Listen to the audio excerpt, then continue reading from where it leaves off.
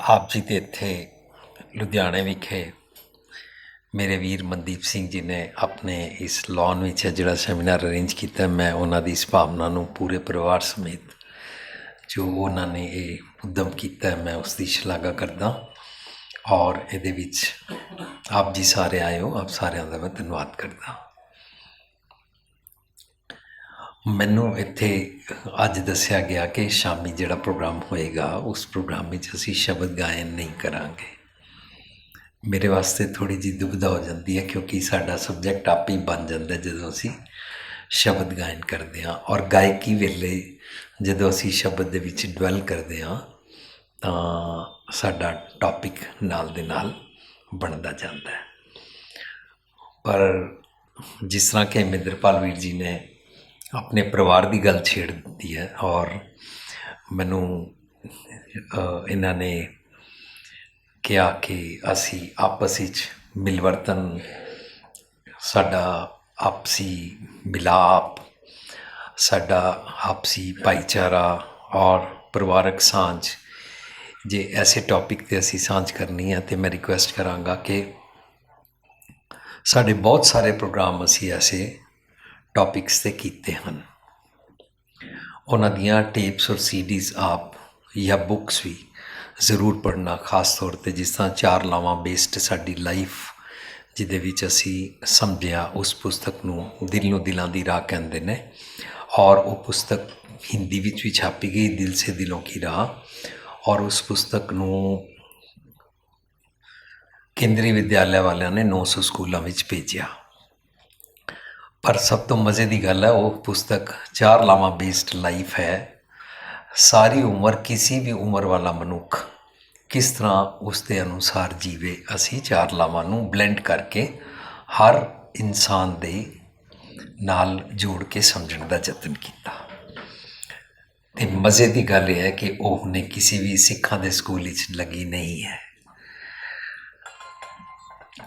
ਮੈਂ ਰਿਕੁਐਸਟ ਕਰਾਂਗਾ ਕਿ ਜੋ ਅਸੀਂ ਸ਼ਬਦ ਔਰ ਆਪਣੇ ਸਾਰਿਆਂ 'ਤੇ ਟੁਕਾ ਕੇ ਜੀਵਨ ਜਾਚ ਵਿੱਚ ਸਿੱਖਦੇ ਹਾਂ, ਉਸ ਨੂੰ ਆਪ ਜੀ ਸਾਰੇ ਸੁਣਦੇ ਹੋ, ਸ਼ਲਾਘਾ ਕਰਦੇ ਹੋ, ਸਾਨੂੰ ਉਤਸ਼ਾਹ ਦਿੰਦੇ ਹੋ। ਔਰ ਅੱਜ ਦਾ ਇਹ ਸੈਮੀਨਾਰ ਉਸੇ ਲੜੀ ਵਿੱਚ ਰੱਖਿਆ ਗਿਆ, ਤਾਂ ਮੈਂ ਕੋਸ਼ਿਸ਼ ਕਰਾਂਗਾ ਕਿ ਮੈਂ ਲੈਕਚਰ ਮੁੱਕਦਾ ਹੀ ਨਹੀਂ ਹੈ ਅਤੇ ਮੈਂ ਇਸ ਨੂੰ ਰੈਸਟ੍ਰਿਕਟ ਰੱਖਣ ਦੀ ਕੋਸ਼ਿਸ਼ ਕਰਾਂਗਾ। ਅਤੇ ਮੈਂ ਚਾਹਾਂਗਾ ਕਿ ਆਪ ਲੋਕ ਸਵਾਲ ਕਰੋ। ਇਸ ਕਰਕੇ ਮੈਂ ਪਹਿਲਾਂ ਥੋੜ੍ਹੀ ਜਿਹੀ ਤੁਹਾਨੂੰ ਪ੍ਰਵੋਕ ਕਰਨ ਵਾਸਤੇ ਸਾਂਝ ਕਰਦਾ। ਜਿਤਨੀ ਵੀ ਗੁਰਬਾਣੀ ਅਸੀਂ ਡਿਸਕਸ ਕਰਦੇ ਹਾਂ, ਜੇਕਰ ਅਸੀਂ ਉਸ ਨੂੰ ਇਸ ਪੱਖੋਂ ਡਿਸਕਸ ਕਰੀਏ ਕਿ ਇਹ ਗੁਰਬਾਣੀ ਅੱਜ ਦੇ ਪਰਿਪੇਖ ਵਿੱਚ, ਮੈਂ ਜੇ ਨੌਜਵਾਨ ਹਾਂ ਤਾਂ ਮੈਨੂੰ ਕੀ ਸੁਨੇਹਾ ਦਿੰਦੀ ਹੈ, ਮੈਂ ਜੇ ਵਿਆਹਿਆ ਹੋਇਆ ਤਾਂ ਕੀ ਸੁਨੇਹਾ ਦਿੰਦੀ ਹੈ, ਜੇ ਮੈਂ ਇਸਤਰੀ ਹਾਂ ਤਾਂ ਕੀ, ਜੇ ਮੈਂ ਟੀਨਏਜ ਹਾਂ ਤਾਂ ਕੀ, ਅਤੇ ਜੇ ਮੈਂ ਬਜ਼ੁਰਗ ਹਾਂ ਤਾਂ ਇਹ ਮੈਨੂੰ ਅੱਜ ਕੀ ਸੁਨੇਹਾ ਦਿੰਦੀ ਹੈ।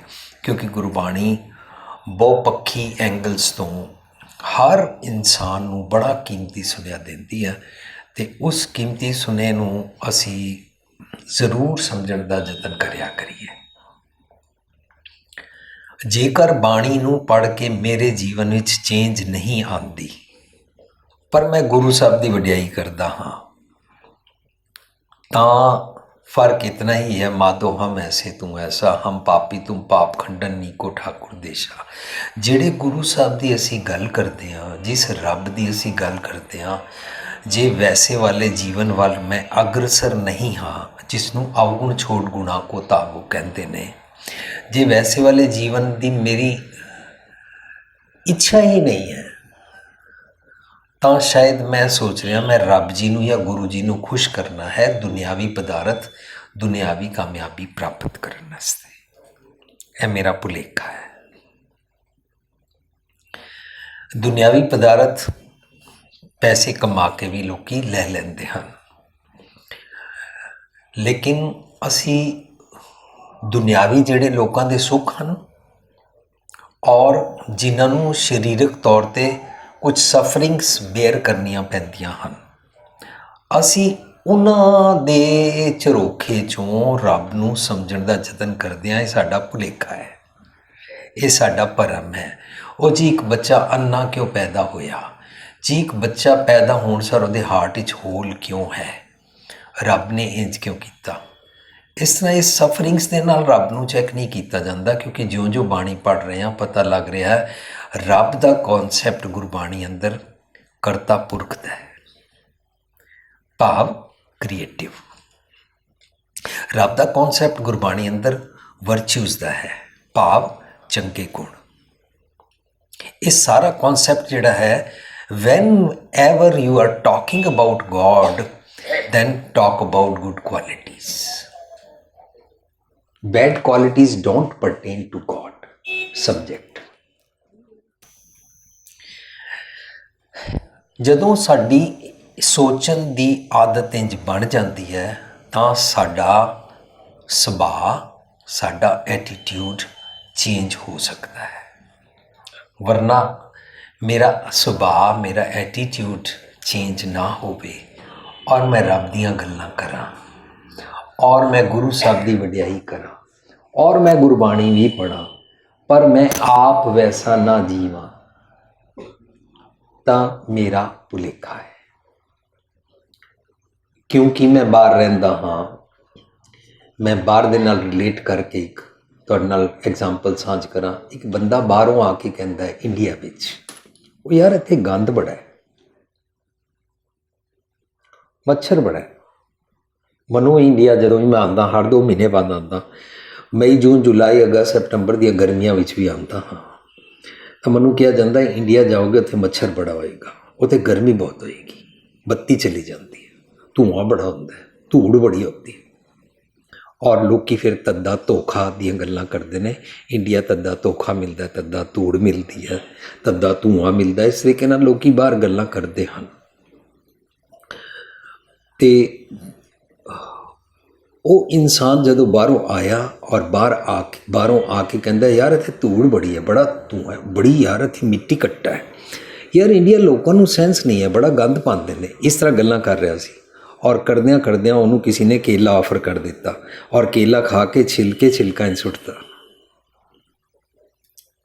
ਇਹਨੂੰ ਕਹਿੰਦੇ ਨੇ ਅਵਰਨ ਕੋ ਉਪਦੇਸ਼ ਤੇ ਮੁਖ ਮੈਂ ਪਰ ਹੈ ਰੇਤ। ਇੰਡੀਆ ਵਾਲਿਆਂ ਨੂੰ ਇੰਝ ਕਹਿਣ ਦਾ ਫਾਇਦਾ ਨਹੀਂ ਹੈ। ਮੈਂ ਕੀ ਹਾਂ, ਇਹ ਡਿਪੈਂਡ ਕਰਦਾ ਹੈ ਕਿ ਮੈਂ ਇਹ ਬਾਹਰ ਜਾ ਕੇ ਸਿੱਖਿਆ ਹੈ ਕਿ ਸਿਰਫ ਇੰਡੀਆ ਵਾਲਿਆਂ ਨੂੰ ਕਹੋ ਅਤੇ ਆਪ ਕੇਲੇ ਦਾ ਛਿਲਕਾ ਉੱਥੇ ਹੀ ਸੁੱਟ ਦਿਓ। ਇਹਦੇ ਵਿੱਚ ਇੰਡੀਆ ਵਾਲਿਆਂ ਦਾ ਦੋਸ਼ ਨਹੀਂ, ਅਤੇ ਮੈਨੂੰ ਆਪਣੇ ਆਪ ਨੂੰ ਸੁਪੀਰੀਅਰ ਨਹੀਂ ਸਮਝਣਾ ਚਾਹੀਦਾ। ਇਹ ਮੈਂ ਉਸ ਇਨਸਾਨ ਦੀ ਗੱਲ ਕਰ ਰਿਹਾ ਜਿਸ ਇਨਸਾਨ ਨੇ ਛਿਲਕਾ ਸੁੱਟਿਆ। ਇੱਕ ਐਗਜ਼ਾਮਪਲ ਹੀ ਹੈ। ਸੋ ਅਸੀਂ ਸਿੱਖਦੇ ਹਾਂ ਕਿ ਜਦੋਂ ਅਸੀਂ ਦੂਜਿਆਂ ਦੀਆਂ ਗੱਲਾਂ ਕਰਦੇ ਹਾਂ ਤਾਂ ਉਹਨੂੰ ਕਹਿੰਦੇ ਨੇ ਰਾਸ ਬਿਰਾਨੀ ਰੱਖਦੇ, ਰਾਸ ਬਿਰਾਨੀ ਰੱਖਦੇ, ਮੁਖ ਮੈਂ ਪਰ ਹੈ ਰੇਤ, ਅਵਰਨ ਕੋ ਉਪਦੇਸ਼ ਤੇ ਖਾਇਆ ਕਰ ਕਾ ਖੇਤ। ਦੂਜਿਆਂ ਨੂੰ ਐਗਜ਼ਾਮਪਲ ਦੇ ਕੇ ਮਿਸਾਲਾਂ ਸਮਝਾਉਣੀਆਂ ਕਿ ਤੁਹਾਡੇ ਜੀਵਨ ਦੀ ਖੇਤੀਬਾੜੀ, ਤੁਹਾਡੇ ਜੀਵਨ ਦੀ ਬਗੀਆ ਇਸ ਕਿਸਮ ਦੇ ਅਵਗੁਣੀ ਜਾਨਵਰ ਖਾ ਰਹੇ ਨੇ, ਪਰ ਆਪਣੀ ਖੇਤੀ ਉਜੜਵਾਉਂਦੇ ਰਹਿਣਾ। ਅਵਰ ਉਪਦੇਸ਼ ਹੈ ਆਪ ਨਾ ਕਰੇ, ਆਵਤ ਜਾਵਤ ਜਨਮੇ ਮਰੇ ਵਾਲੀ ਗੱਲ ਹੁੰਦੀ ਹੈ। ਸੋ ਅਸੀਂ ਦੂਜਿਆਂ ਨੂੰ ਉਪਦੇਸ਼ ਨਹੀਂ ਦੇਣਾ ਹੈ, ਅਸੀਂ ਦੂਜਿਆਂ ਨੂੰ ਨਹੀਂ ਪੜ੍ਹਾਉਣਾ ਹੈ, ਅਸੀਂ ਕਿਸੇ ਨੂੰ ਸਿਖਾ ਨਹੀਂ ਸਕਦੇ ਹਾਂ ਅਨਲੈਸ ਸਿੱਖਣ ਵਾਲਾ ਸਿੱਖਣਾ ਚਾਹੁੰਦਾ ਹੋਵੇ। ਇਹ ਬਹੁਤ ਬਾਰੀਕ ਲਾਈਨ ਹੈ। ਜਿਤਨੇ ਲੋਕੀ ਮੈਨੂੰ ਕੁਐਸਚਨ ਕਰਦੇ ਨੇ, ਵੀਰ ਜੀ ਤੁਸੀਂ ਜਦੋਂ ਬੋਲਦੇ ਹੋ, ਦੱਸਦੇ ਹੋ ਤੇ ਲੋਕੀ ਮੰਨ ਜਾਂਦੇ ਨੇ, ਅਸੀਂ ਜਦੋਂ ਜਾ ਕੇ ਕਹਿੰਦੇ ਹਾਂ ਤੇ ਲੋਕੀ ਨਹੀਂ ਮੰਨਦੇ। ਲੋਕੀ ਮੈਨੂੰ ਇੰਝ ਕੁਐਸਚਨ ਕਰਦੇ ਨੇ, ਫਿਰ ਮੈਨੂੰ ਥੋੜ੍ਹੀ ਜਿਹੀ ਸ਼ਰਮ ਆ ਜਾਂਦੀ ਹੈ, ਕਿਉਂਕਿ ਮੈਨੂੰ ਵੀ ਪਤਾ ਮੈਂ ਵੀ ਕਹਿੰਦਾ ਤੇ ਲੋਕੀ ਨਹੀਂ ਮੰਨਦੇ ਨੇ। ਜ਼ਰੂਰੀ ਨਹੀਂ ਹੈ ਕਿ ਮੇਰੇ ਕਹਿਣ 'ਤੇ ਮੰਨਦੇ ਹਨ, ਪਰ ਕਿੰਨੇ ਕਿਹਾ ਕਿ ਜਿਹੜਾ ਨਹੀਂ ਮੰਨਦਾ ਉਹਨੂੰ ਸਮਝਾਇਆ ਜਾਏ। ਵਾਈ ਮੈਂ ਠੇਕਾ ਕਿਉਂ ਲਿਆ ਹੋਇਆ ਕਿ ਮੈਂ ਲੋਕਾਂ ਨੂੰ ਸਮਝਾਉਣਾ ਹੈ, ਔਰ ਖਾਸ ਤੌਰ 'ਤੇ ਉਹਨਾਂ ਨੂੰ ਜਿਨ੍ਹਾਂ ਨੂੰ ਸਮਝਣਾ ਨਹੀਂ ਹੈ। ਜਿਹੜਾ ਸਮਝਣਾ ਚਾਹੁੰਦਾ ਹੈ ਨਾ, ਉਹਦੇ ਅੰਦਰ ਨਮਰਤਾ ਹੁੰਦੀ ਹੈ। ਉਹ ਬਹੁਤ ਇੱਕ ਨਮਰਤਾ ਦੇ ਭਾਵ ਵਿੱਚ ਕਹਿੰਦਾ ਕਿ ਸਚਿਆਰਾ ਹੋਈ ਹੈ, ਕਿਵੇਂ ਕੂੜਾ ਟੁੱਟੇ ਪਾਲ, ਮੇਰੀ ਕੂੜ ਦੀ ਪਾਲ ਕਿਵੇਂ ਟੁੱਟੇ। ਜੋ ਸਿੱਖਣਾ ਸਮਝਣਾ ਚਾਹੁੰਦਾ ਨਹੀਂ ਹੈ, ਉਸ ਨੂੰ ਸਿੱਧੇ ਪਾਸੇ ਨਹੀਂ ਟੋਰਿਆ ਜਾ ਸਕਦਾ। ਸੋ ਸਾਡੇ ਘਰਾਂ ਦੇ ਵਿਚਕਾਰ ਵੀ ਜਦੋਂ ਅਸੀਂ ਇੱਕ ਦੂਜੇ ਨੂੰ ਪੜ੍ਹਾਉਂਦੇ ਹਾਂ, ਇੱਕ ਦੂਜੇ ਨੂੰ ਸਿਖਾਉਂਦੇ ਹਾਂ, ਪਰ ਆਪ ਸਾਡਾ ਜੀਵਨ ਠੀਕ ਨਹੀਂ ਹੁੰਦਾ, ਮੀਨਸ ਬਿਹੇਵੀਅਰ। ਮੈਨੂੰ ਇੱਕ ਗੱਲ ਖਿਮਾ ਕਰ ਦੇਣਾ, ਗੁਰਮਤ ਦੇ ਕੁਝ ਸੁਨਹਿਰੀ ਅਸੂਲ ਹਨ। ਸੁਨਹਿਰੀ ਅਸੂਲਾਂ 'ਚੋਂ ਹੈ ਰਾਤੀ ਵਕਤ ਸਿਰ ਸੌ ਜਾਓ ਤਾਂ ਕਿ ਅੰਮ੍ਰਿਤ ਵੇਲੇ ਉੱਠ ਸਕੀਏ। ਅੰਮ੍ਰਿਤ ਵੇਲਾ ਉੱਠਣਾ ਚਾਹੀਦਾ, ਬੜੀ ਅੱਛੀ ਗੱਲ ਹੈ। ਇਹ ਸੁਨਹਿਰੀ ਅਸੂਲ ਹੈ। ਭਾਵੇਂ ਪਹਿਲਾਂ ਵਾਲੇ ਵੀ ਇਸ ਨੂੰ ਬ੍ਰਹਮ ਮੁਹੂਰਤ ਕਹਿੰਦੇ ਸਨ, ਜਲਦੀ ਉੱਠਣਾ ਕਹਿੰਦੇ ਸੀ, ਸੁਵਖਤੇ ਉੱਠਣਾ, ਔਰ ਇਸ ਦੇ ਗੁਣ ਗਾਉਂਦੇ ਸਨ। ਇਹ ਬੜਾ ਕੀਮਤੀ ਗੁਣ ਹੈ ਗੁਰਮਤ ਦਾ, ਇਹ ਗੁਣ ਕਿ ਅੰਮ੍ਰਿਤ ਵੇਲੇ ਉੱਠ, ਅੰਮ੍ਰਿਤ ਵੇਲੇ ਉੱਠ ਕੇ ਇਸ਼ਨਾਨ ਕਰ, ਦਲਿਦਰੀ ਆਪਣੀ ਕੱਟ, ਸੁਸਤੀ ਤੋਂ ਉੱਠ, ਔਰ ਚੜ੍ਹਦੀ ਕਲਾ ਵਿੱਚ ਬਾਣੀ ਪੜ੍ਹ, ਔਰ ਅੰਮ੍ਰਿਤ ਵੇਲਾ ਸੱਚ ਨੋ ਵਡਿਆਈ ਵਿਚਾਰ, ਵਡਿਆਈਆਂ ਦੀ ਵਿਚਾਰ ਕਰ, ਚੰਗੇ ਗੁਣ ਲੈ, ਬਾਣੀ ਪੜ੍ਹ। ਇਹ ਸਾਰਾ ਕੁਝ ਬਹੁਤ ਅੱਛੀ ਗੱਲ ਹੈ। ਪਰ ਜਦੋਂ ਮੈਂ ਦੂਜਿਆਂ ਨੂੰ ਧੱਕੇ ਦੇ ਨਾਲ, ਦੂਜਿਆਂ ਨੂੰ ਫਤਵੇ ਦੇ ਕੇ, ਦੂਜਿਆਂ ਨੂੰ ਟੌਂਟ ਕਰਕੇ ਕਹਾਂ ਕਿ ਸਵੇਰੇ ਉੱਠਣਾ ਚਾਹੀਦਾ ਹੈ, ਤਾਂ ਮੈਨੂੰ ਵਡਿਆਈਆਂ ਦੀ ਵਿਚਾਰ 'ਚੋਂ ਰੱਬ ਜੀ ਦਾ ਮਿੱਠ ਬੋਲੜਾ ਪੱਖ ਸਮਝ ਆਇਆ ਨਹੀਂ ਹੈ। ਸੋ ਸਾਡਾ ਕੀ ਹੁੰਦਾ ਹੈ, ਜਦੋਂ ਅਸੀਂ ਦੂਜਿਆਂ ਦੇ ਉੱਤੇ ਉਂਗਲ ਕਰਦੇ ਹਾਂ ਤਾਂ ਦੂਜਿਆਂ ਨੂੰ, ਹੁਣ ਮੈਂ ਰੈਸਟ੍ਰਿਕਟ ਕਰ ਰਿਹਾ ਪਰਿਵਾਰ ਵਿੱਚ, ਜਦੋਂ ਮੇਰੇ ਬਾਕੀ ਪਰਿਵਾਰ ਦੇ ਮੈਂਬਰਾਂ ਨੂੰ ਮੈਂ ਸੁਧਾਰਨਾ ਚਾਹੁੰਦਾ ਹਾਂ ਔਰ ਆਪਣਾ ਐਟੀਟਿਊਡ ਠੀਕ ਨਹੀਂ ਕਰਦਾ, ਤਾਂ ਸਾਡੀ ਰਿਲੇਸ਼ਨਸ਼ਿਪ ਠੀਕ ਨਹੀਂ ਬਣੇਗੀ। ਮੈਨੂੰ ਇੱਕ ਨੌਲੇਜ ਚਾਹੀਦੀ ਹੈ ਕਿ ਹਾਊ ਸ਼ੁੱਡ ਆਈ ਬਿਹੇਵ, ਮੈਨੂੰ ਬਿਹੇਵ ਕਿੰਜ ਕਰਨਾ ਚਾਹੀਦਾ ਹੈ, ਇਹ ਕਿੰਜ ਕਰਨਾ ਚਾਹੀਦਾ ਹੈ ਕਿ ਕੂੜਾ ਟੁੱਟੇ ਪਾਲ, ਮੈਂ ਆਪਣਾ ਬਿਹੇਵੀਅਰ ਠੀਕ ਕਿਵੇਂ ਕਰਾਂ ਤਾਂ ਕਿ ਸਾਰਿਆਂ ਦੇ ਨਾਲ ਮੇਰੀ ਭਾਖਿਆ ਪਾਓ ਅਪਾਰ ਵਾਲੀ ਅਵਸਥਾ ਬਣ ਜਾਏ। ਜਦੋਂ ਸਾਡੇ ਸਾਹਮਣੇ ਕੋਈ ਨਹੀਂ ਹੁੰਦਾ, ਅਸੀਂ ਆਪਣੇ ਘਰਾਂ ਦੇ ਵਿੱਚ ਆਪਣੇ ਬੱਚੇ ਦੇ ਨਾਲ, ਅਸੀਂ ਆਪਣੇ ਘਰਾਂ ਵਿੱਚ ਆਪਣੀ ਪਤਨੀ ਦੇ ਨਾਲ, ਜਾਂ ਆਪਣੇ ਪਤੀ ਨਾਲ, ਜਾਂ ਆਪਣੇ ਸੱਸ ਨਾਲ, ਜਾਂ ਆਪਣੀ ਨੂੰਹ ਨਾਲ, ਔਰ ਕਈ ਵਾਰੀ ਕੋਈ ਵੀ ਨਾ ਹੋਵੇ ਤਾਂ ਆਪਣੇ ਨੌਕਰ ਨਾਲ ਭੈੜੇ ਬੋਲ ਬੋਲਦੇ ਹਾਂ। ਹੋਰ ਕਿਸੇ ਨੂੰ ਪਤਾ ਨਹੀਂ ਲੱਗਦਾ ਹੈ। ਲੇਕਿਨ ਇੱਕ ਐਗਜ਼ਾਮਪਲ ਤੁਸੀਂ ਬਹੁਤ ਵਾਰੀ ਸੁਣਿਆ ਹੈ ਕਿ ਜਦੋਂ ਉਹ ਕਾਰ 'ਤੇ ਦੋ ਸੱਜਣ ਜਾ ਰਹੇ ਸਨ ਔਰ ਢੇਰ ਸਾਰੇ ਖੋਤੇ ਆ ਗਏ ਔਰ ਕਾਰ ਨੂੰ ਰੋਕਣਾ ਪਿਆ, ਤਾਂ ਕਾਰ ਦਾ ਡਰਾਈਵਰ ਸ਼ੀਸ਼ਾ ਥੱਲੇ ਕਰਕੇ ਬਾਹਰ ਗਰਦਨ ਕੱਢ ਕੇ ਕਹਿੰਦਾ, ਉਹ ਖੋਤੇ ਸ਼ਾਹ ਜੀ, ਖੋਤੇ ਭਰਾ ਜੀ, ਖੋਤੇ ਮਹਾਰਾਜ, ਉਹ ਭਾਜੀ ਜਰਾ ਜਲਦੀ ਚਲੇ ਜਾਓ, ਸਾਨੂੰ ਕਿਧਰੇ ਜਾਣਾ ਹੈ। ਜੋ ਉਹਦੇ ਨਾਲ ਖੱਬੇ ਪਾਸੇ ਬੈਠਾ ਸੀ, ਉਹਦਾ ਮਿੱਤਰ ਉਹਨੂੰ ਕਹਿੰਦਾ ਹੈ, ਬੜਾ ਮੂੰਹ ਬਣਾ ਕੇ ਕਹਿ ਰਿਹਾ, ਖੋਤੇ ਸ਼ਾਹ ਜੀ, ਖੋਤੇ ਮਹਾਰਾਜ, ਜ਼ਰਾ ਚਲੇ ਜਾਓ ਇੱਥੋਂ, ਜਲਦੀ ਚਲੇ ਜਾਓ, ਖੋਤਿਆਂ ਨੂੰ ਤੇਰੀ ਬੋਲੀ ਸਮਝ ਆਉਂਦੀ ਹੈ? ਉਹ ਕਹਿੰਦਾ ਹੈ, ਮੈਂ ਨਾ ਬਹੁਤ ਅੱਛੀ ਤਰ੍ਹਾਂ ਜਾਣਦਾ ਇਹਨਾਂ ਖੋਤਿਆਂ ਨੂੰ ਮੇਰੀ ਬੋਲੀ ਸਮਝ ਨਹੀਂ ਆਉਂਦੀ ਹੈ, ਪਰ ਮੈਂ ਇਸ ਤਰ੍ਹਾਂ ਤਾਂ ਬੋਲ ਰਿਹਾ ਤਾਂ ਕਿ ਮੇਰਾ ਸੁਭਾਅ ਨਾ ਵਿਗੜ ਜਾਏ। ਸੋ ਮੈਨੂੰ ਇਸ ਗੱਲ ਦੀ ਲਾਲਸਾ ਹੋਵੇ, ਲਿਲ ਹੋਵੇ, ਮੇਰੀ ਹੁਬ ਹੋਵੇ ਕਿ ਮੈਂ ਆਪਣਾ ਸੁਭਾਅ ਵਿਗੜਨ ਦੇਣਾ ਨਹੀਂ ਚਾਹੁੰਦਾ। ਮੇਰਾ ਸੁਭਾਅ ਠੀਕ ਨਹੀਂ ਹੈ। I want to fix up myself. ਜਿਨ੍ਹਾਂ ਦਾ ਧਿਆਨ ਆਪਣੇ ਤੋਂ ਹਟ ਜਾਂਦਾ ਹੈ, ਉਹ ਦੂਜਿਆਂ ਨੂੰ ਪੜ੍ਹਾਉਣ ਲੱਗ ਪੈਂਦੇ ਨੇ ਔਰ ਧਰਮ ਦੇ ਠੇਕੇਦਾਰ ਬਣ ਜਾਂਦੇ ਨੇ। ਆਪਣੇ ਵੱਲ ਧਿਆਨ ਕਰਨਾ, ਮੇਰਾ ਸੁਭਾਅ ਨਾ ਵਿਗੜ ਜਾਏ, ਔਰ ਮੇਰਾ ਸੁਭਾਅ ਨਾ ਵਿਗੜ ਜਾਏ ਦੀ ਪ੍ਰੈਕਟਿਸ ਇਕੱਲਿਆਂ ਜਦੋਂ ਅਸੀਂ ਹੁੰਦੇ ਹਾਂ ਤਾਂ ਆਪਣੇ ਬਾਰੇ ਕਰਨੀ ਹੈ। ਉਸ ਨੂੰ ਆਪ ਨੜੇ ਗਿਰਵਾਨ ਮੈਂ ਸਿਰ ਨੀਵਾਂ ਕਰ ਵੇਖਣਾ ਕਹਿੰਦੇ ਨੇ। ਸਾਰੀ ਗੁਰਬਾਣੀ A to Z ਮੈਨੂੰ ਮੇਰੀ ਜੀਵਨ ਜਾਂਚ ਵਾਸਤੇ ਸਿਖਾਈ ਗਈ ਹੈ। ਧਰਮ ਦਾ ਉਹ ਪੱਖ ਕਾਰਗਰ ਮੰਨਿਆ ਜਾਂਦਾ ਹੈ ਜਿਸ ਨੂੰ ਮੈਂ ਆਪਣੇ ਜੀਵਨ ਵਿੱਚ ਅਪਣਾਇਆ। ਸੋ ਅੰਮ੍ਰਿਤ ਵੇਲੇ ਉੱਠਣ ਦੇ ਤਾਂ ਬੜੇ ਕੀਮਤੀ ਚੰਗੇ ਚੰਗੇ ਗੁਣ ਹਨ, ਪਰ ਇਹਨਾਂ ਗੁਣਾਂ 'ਚੋਂ ਮੈਂ ਦਰਅਸਲ ਜੀਵਨ ਜਾਂਚ ਇਹ ਸਿੱਖਣੀ ਹੈ ਕਿ ਮੇਰਾ ਸੁਭਾਅ ਫਿਕਸਅਪ ਹੋਇਆ, ਕਿ ਮੇਰਾ ਐਟੀਟਿਊਡ ਫਿਕਸਅਪ ਹੋਇਆ। ਜੇ ਉਹ ਫਿਕਸਅਪ ਨਹੀਂ ਹੋਇਆ ਤਾਂ ਮੈਨੂੰ ਸਾਰਾ ਦਿਨ ਬਹਿੰਦਿਆਂ ਉੱਠਦਿਆਂ ਹਰ ਨਾਮ ਤੇ ਆਵੇ ਦੀ ਅਵਸਥਾ ਨਹੀਂ ਬਣੀ ਹੈ। 24 घंटे हर पल उठत बैठत सोवत त्याइए मारग चलत हरियर गाइए। ये अवस्था मेरी नहीं बनी है क्योंकि मैं रब्बी गुणा नाल जींदा ही नहीं हाँ। और जे मैं रब जी नूं याद रखदा हाँ उहदे बारे गुरु पातशाह कहंदे ने कि उहदी निशानी आ। जिस इंसान नूं रब जी विसरदे नहीं ने उहदी निशानी दसदे ने, उहदे निशान दसदे ने, उहदी क्वालिटीज़ दसते ने, उहदे साइंस दसते ने, उहदे चिन्ह दसते ने। कहते ने जिन्हां ना विसरे नाम से किने हिया भेद न जानो मूल साईं जी हिया।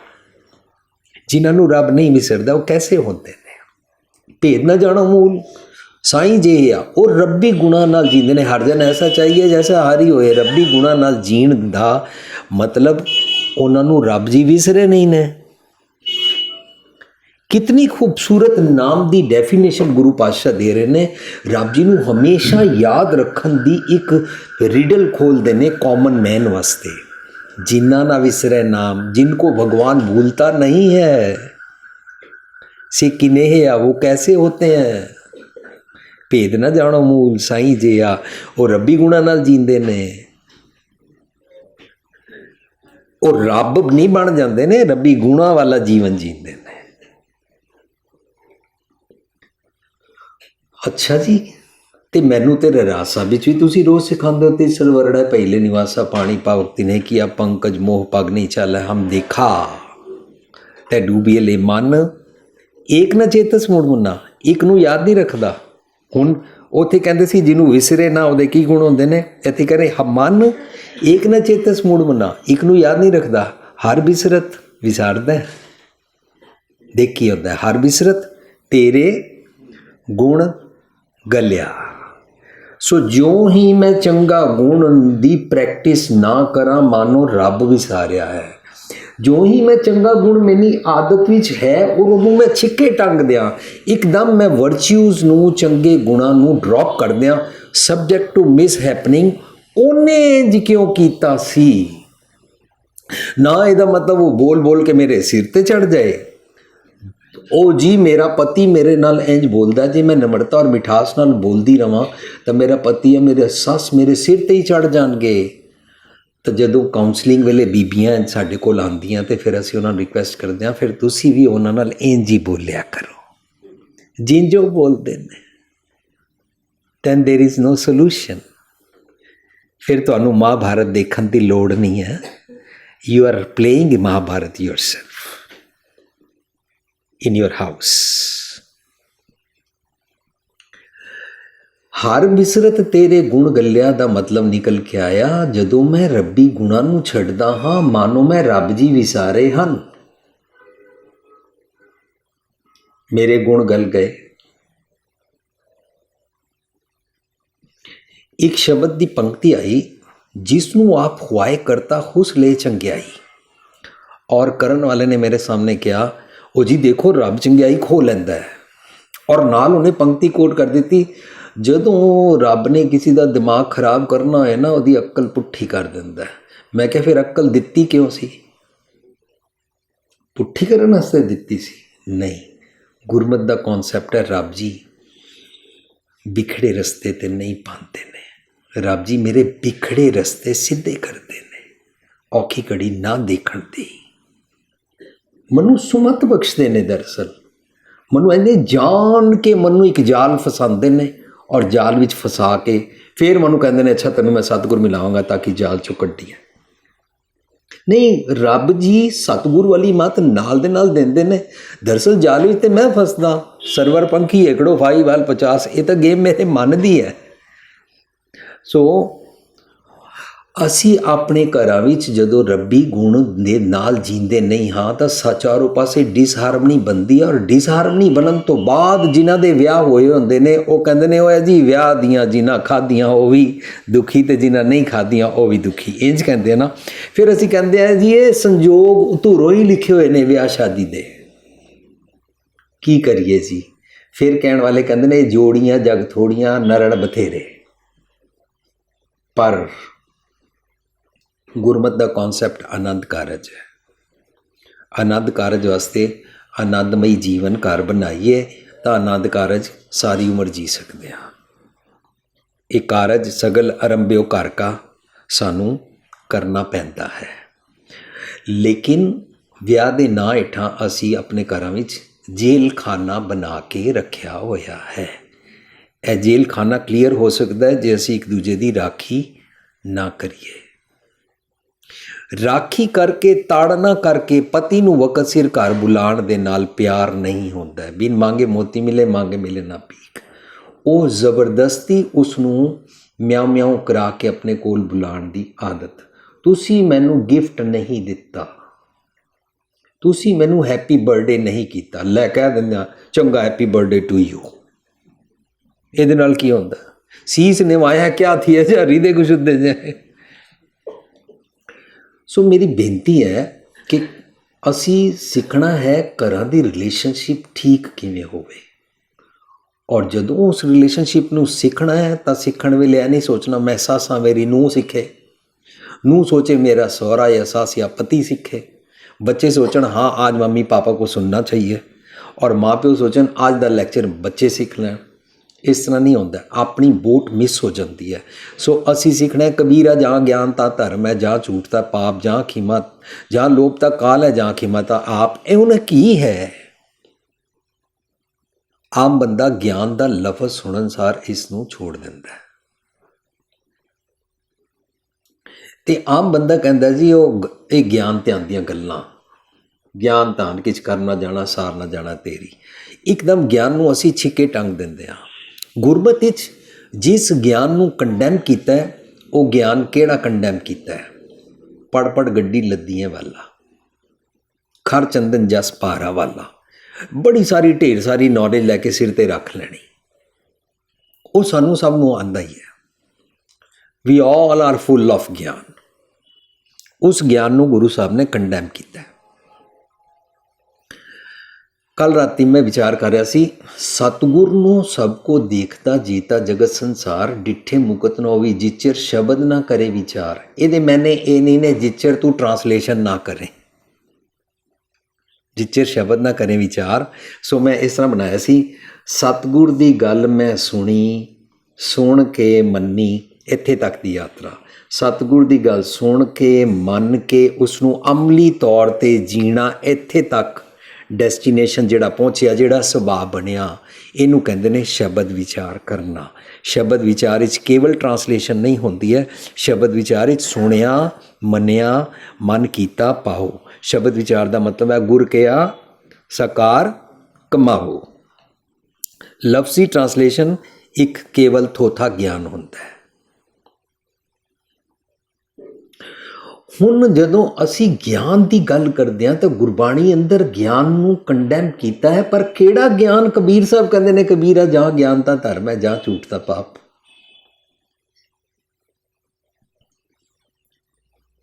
सो ज्ञान, चन्न सूरज तारे का ज्ञान लेना, सानू सब नूं ज़ोडिएक साइंस, तुसी स्कॉर्पियो के लिब्रा हो। अच्छा मेरे पापा भी लिब्रा ने। यह जिहड़ी नॉलेज है ना, इसका साडे जीवन में कुछ फायदा नहीं होता। तांत्रिक दा सुपरस्टिशियस ज्ञान लेना, नीला काला पत्थर केड़ा पाना है, शुक्रवार नूं सिर धोना है कि शनिचरवार धोना है, लोहा कदों कर लिया नहीं लिया, यह दुनिया भर दे सुपरस्टिशियस बिलीफ दे नंबरां दे उत्ते टेक रखनी, 7 नंबर के 13 नंबर, और लक्की अनलक्की दिहाड़े समझना।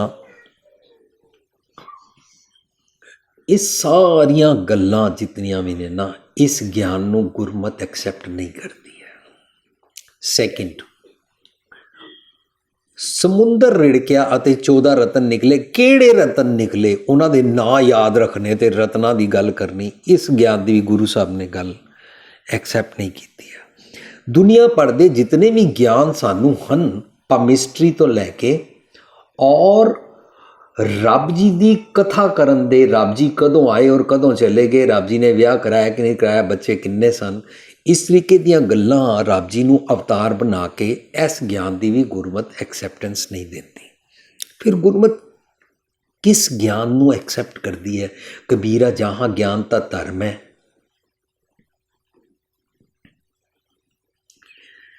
जितने लिविंग ट्रेजरी तुसी नौजवान देखते हो, मोर दैन 80% नौजवान आते हैं साडे प्रोग्रामां 'च, ਔਰ ਸੈਮੀਨਾਰ ਨੂੰ ਸਾਰੇ ਨੌਜਵਾਨ ਅਰੇਂਜ ਕਰਦੇ ਨੇ। ਇਹ ਸਾਰੇ ਮੈਨੂੰ ਕਹਿੰਦੇ ਨੇ ਵੀਰ ਜੀ ਜਿਤਨੇ ਪ੍ਰਚਾਰਕ ਬੋਲਦੇ ਨੇ ਸਾਰੇ ਗੱਲਾਂ ਕਰਦੇ ਨੇ ਤਤ ਗਿਆਨ ਦੀਆਂ, ਉਹ ਜੀ ਗੁਰਮਤਿ ਦਾ ਗਿਆਨ ਹੋਣਾ ਚਾਹੀਦਾ। ਤੁਸੀਂ ਲਫ਼ਜ਼ ਵਿੱਚੋਂ ਨਾਰ ਬੋਲ ਦਿੰਦੇ ਹੋ, ਵਿਜ਼ਡਮ ਹੋਣੀ ਚਾਹੀਦੀ ਹੈ। ਵਟ ਡੂ ਯੂ ਮੀਨ ਬਾਈ ਤਤ ਗਿਆਨ? What do you mean by gyan? What do you mean by wisdom? ਤੁਸੀਂ ਲੋਕੀ ਕਹਿਣਾ ਕੀ ਚਾਹੁੰਦੇ ਹੋ? ਤਾਂ ਮੈਂ ਇਹਨਾਂ ਨੂੰ ਬੇਨਤੀ ਕਰਦਾ, ਮੈਨੂੰ ਲੱਗਦਾ ਹੈ ਗੁਰਮਤਿ ਦਾ ਗਿਆਨ ਕੋਈ ਬਾਹਰਲੀ ਕਿਸੇ ਵੀ ਚੀਜ਼ ਦੀ ਨੌਲੇਜ ਲੈਣਾ ਨਹੀਂ ਹੈ। ਮੈਨੂੰ ਲੱਗਦਾ ਗੁਰਮਤਿ ਦਾ ਗਿਆਨ ਦਾ ਭਾਵ ਅਰਥ ਹੈ ਉਹ ਵਾਲੀ ਨੌਲੇਜ ਜਿਹਦੇ ਨਾਲ ਮੈਨੂੰ ਮੇਰਾ ਅਵਗੁਣ ਸਮਝ ਆ ਸਕੇ, ਉਹ ਵਾਲੀ ਅੱਖ, ਉਹ ਵਾਲਾ ਵਿਜ਼ਨ ਜਿਹਦੇ ਨਾਲ ਮੇਰੀ ਅੱਖ ਲੋਕਾਂ ਵੱਲੋਂ ਬੰਦ ਹੋ ਜਾਏ ਔਰ ਆਪਣੇ ਵੱਲ ਖੁੱਲ੍ਹ ਜਾਏ। ਇਸ ਗਿਆਨ ਨੂੰ ਗੁਰਮਤਿ ਐਕਸੈਪਟੈਂਸ ਦਿੰਦੀ ਹੈ। ਕਬੀਰਾ ਜਹਾਂ ਗਿਆਨ ਤਾਂ ਧਰਮ ਹੈ। ਔਰ ਜਿਹੜੀ ਜਪਜੀ ਸਾਹਿਬ ਦੀ ਤੁਹਾਡੇ ਨਾਲ ਅਸੀਂ ਲੜੀਵਾਰ ਸਾਂਝ ਕਰ ਰਹੇ ਹਾਂ, ਧਰਮਖੰਡ ਸ਼ੁਰੂ ਹੀ ਤਾਂ ਹੁੰਦਾ ਹੈ ਜਦੋਂ ਇਨਸਾਨ ਇਹ ਮੰਨੇ ਕਿ ਮੈਂ ਅਵਗੁਣਿਆਰਾ ਹਾਂ। Dharam Khand starts, you don't have to go anywhere.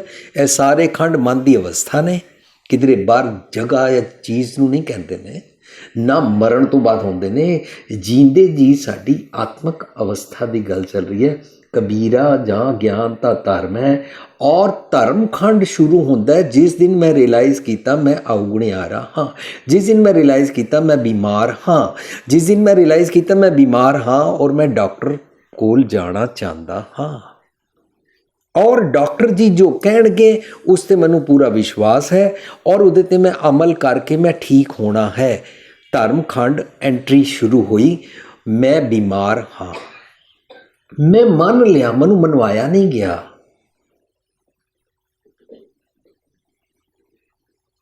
ਧਾਰਮਿਕਤਾ ਦਾ, ਰੂਹਾਨੀਅਤ ਦਾ ਪਹਿਲਾ ਮੀਲ ਪੱਥਰ, ਮੈਂ ਮੰਨ ਲਿਆ ਕਿ ਮੈਂ ਅਵਗੁਣ ਕਰਦਾ ਹਾਂ ਔਰ ਅਵਗੁਣ ਤੋਂ ਖੁਆਰੀ ਨੂੰ ਮੈਂ ਅੱਜ ਮਹਿਸੂਸ ਕਰ ਰਿਹਾ ਹਾਂ।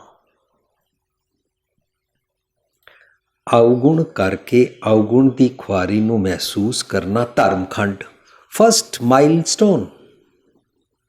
ਰੂਹਾਨੀਅਤ ਸਟਾਰਟਸ ਕਿ ਤੂੰ ਮੰਨਦਾ ਹੈ ਕਿ ਮੈਂ ਬਿਮਾਰ ਹਾਂ।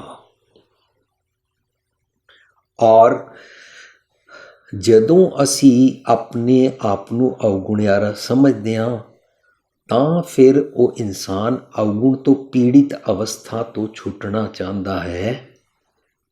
ਜਿਵੇਂ ਕਿ ਬੱਚਾ ਐਗਜ਼ਾਮ ਦੇਵੇ ਔਰ ਫੇਲ ਹੋ ਜਾਏ ਤਾਂ ਮਾਂ ਪਿਓ ਉਹਨੂੰ ਲਾਂਤਾਂ ਪਾਉਂਦੇ ਨੇ, ਉਸ ਨੂੰ ਮੁੜ ਕੇ ਪੁਰਾਣੀ ਕਲਾਸ ਵਿੱਚ ਬਹਿਣਾ ਪੈਂਦਾ ਸੀ। ਅੱਜ ਕੱਲ੍ਹ ਪਤਾ ਨਹੀਂ ਕੀ ਸਿਸਟਮ ਹੈ, ਲੇਕਿਨ ਉਹ ਮਹਿਸੂਸ ਕਰਦਾ ਯਾਰ ਮੇਰਾ ਸਾਲ ਵੀ ਜਾਇਆ ਗਿਆ, ਅੱਗੋਂ ਤੋਂ ਮੈਂ ਪੜ੍ਹਿਆ ਕਰਾਂਗਾ।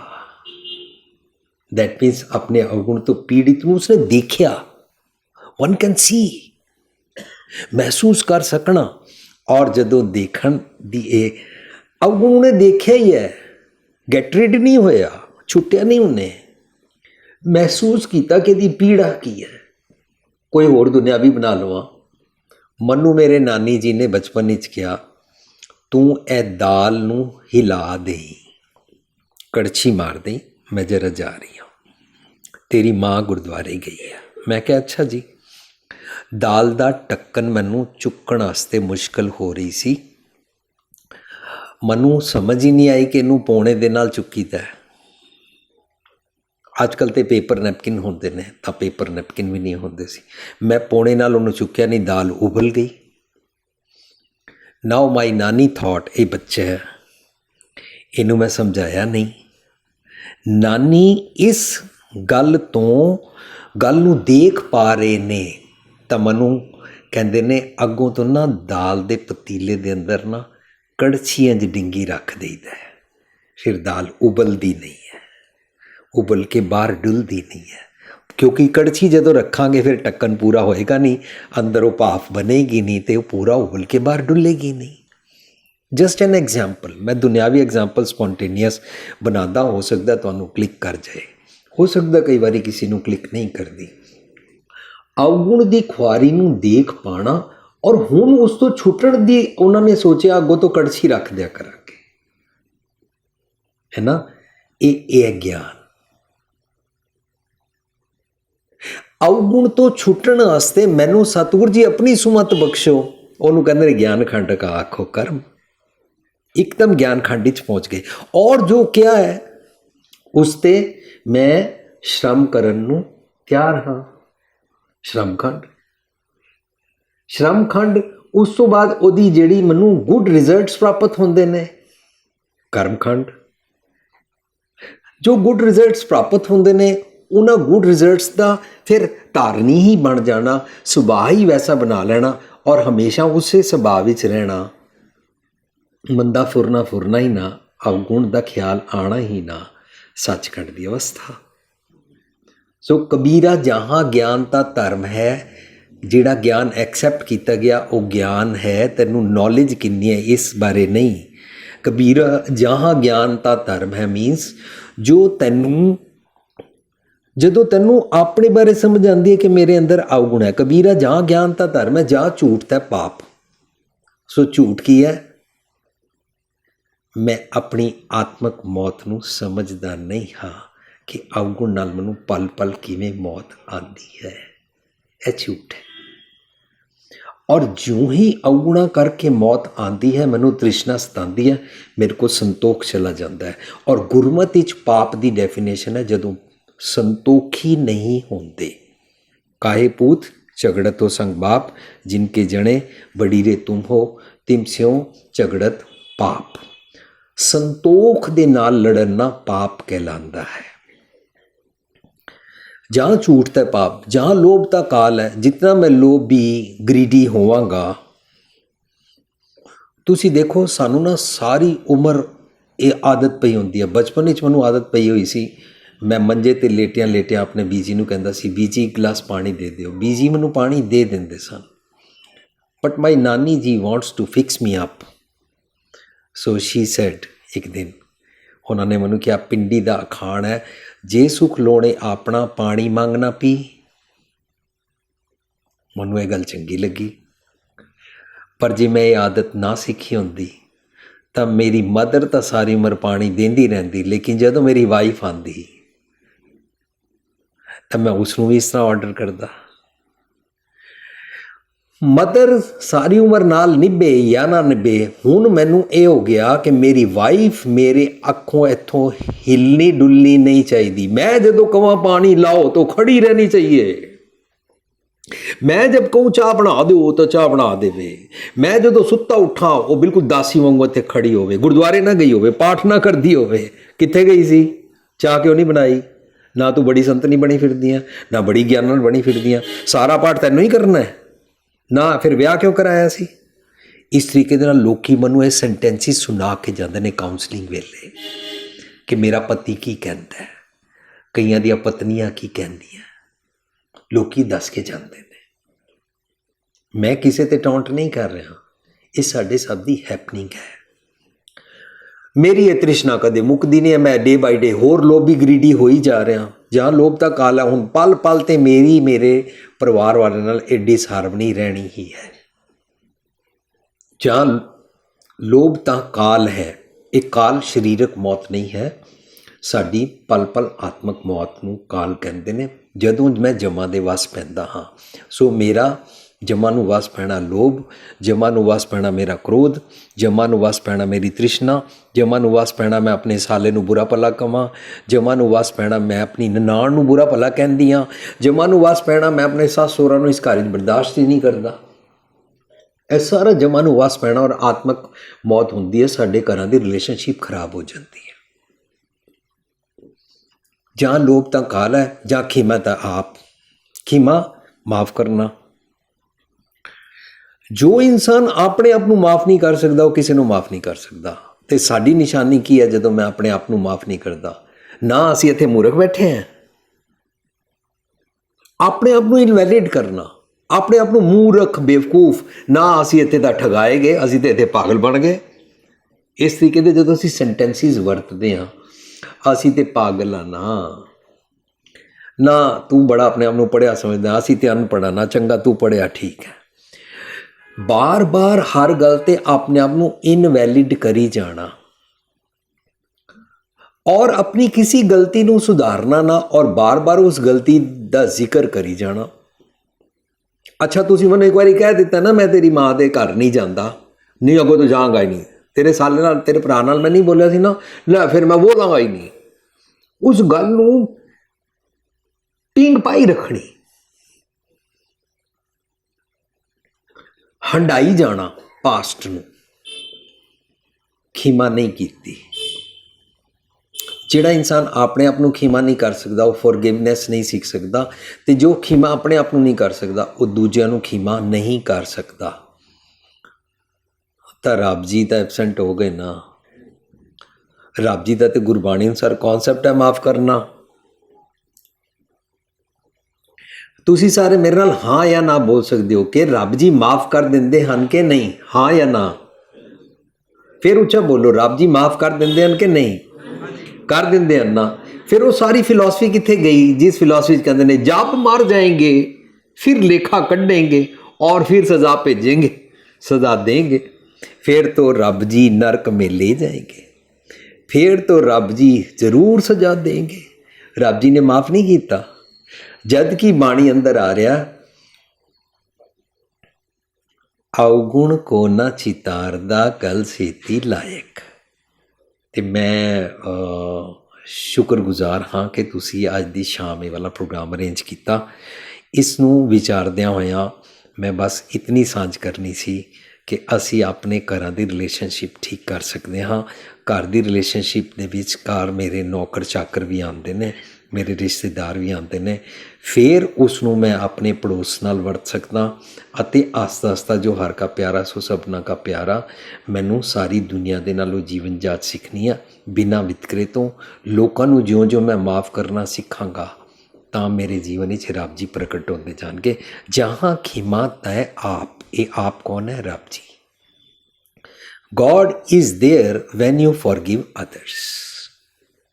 ਸੋ ਇਹ ਸਾਰਾ ਸਬਜੈਕਟ ਮੈਨੂੰ ਸਪੌਂਟੇਨੀਅਸ ਮਹਿੰਦਰਪਾਲ ਵੀਰ ਜੀ ਨੇ ਬਣਾ ਦਿੱਤਾ ਜਦੋਂ ਇਹਨਾਂ ਨੇ ਕਿਹਾ ਕਿ ਇਹਨਾਂ ਨੇ ਆਪਣੀ ਵਾਈਫ ਨੂੰ ਕਿਹਾ ਤੇਰੇ ਪੇਰੈਂਟਸ, ਤੇਰੇ ਪੇਕੇ।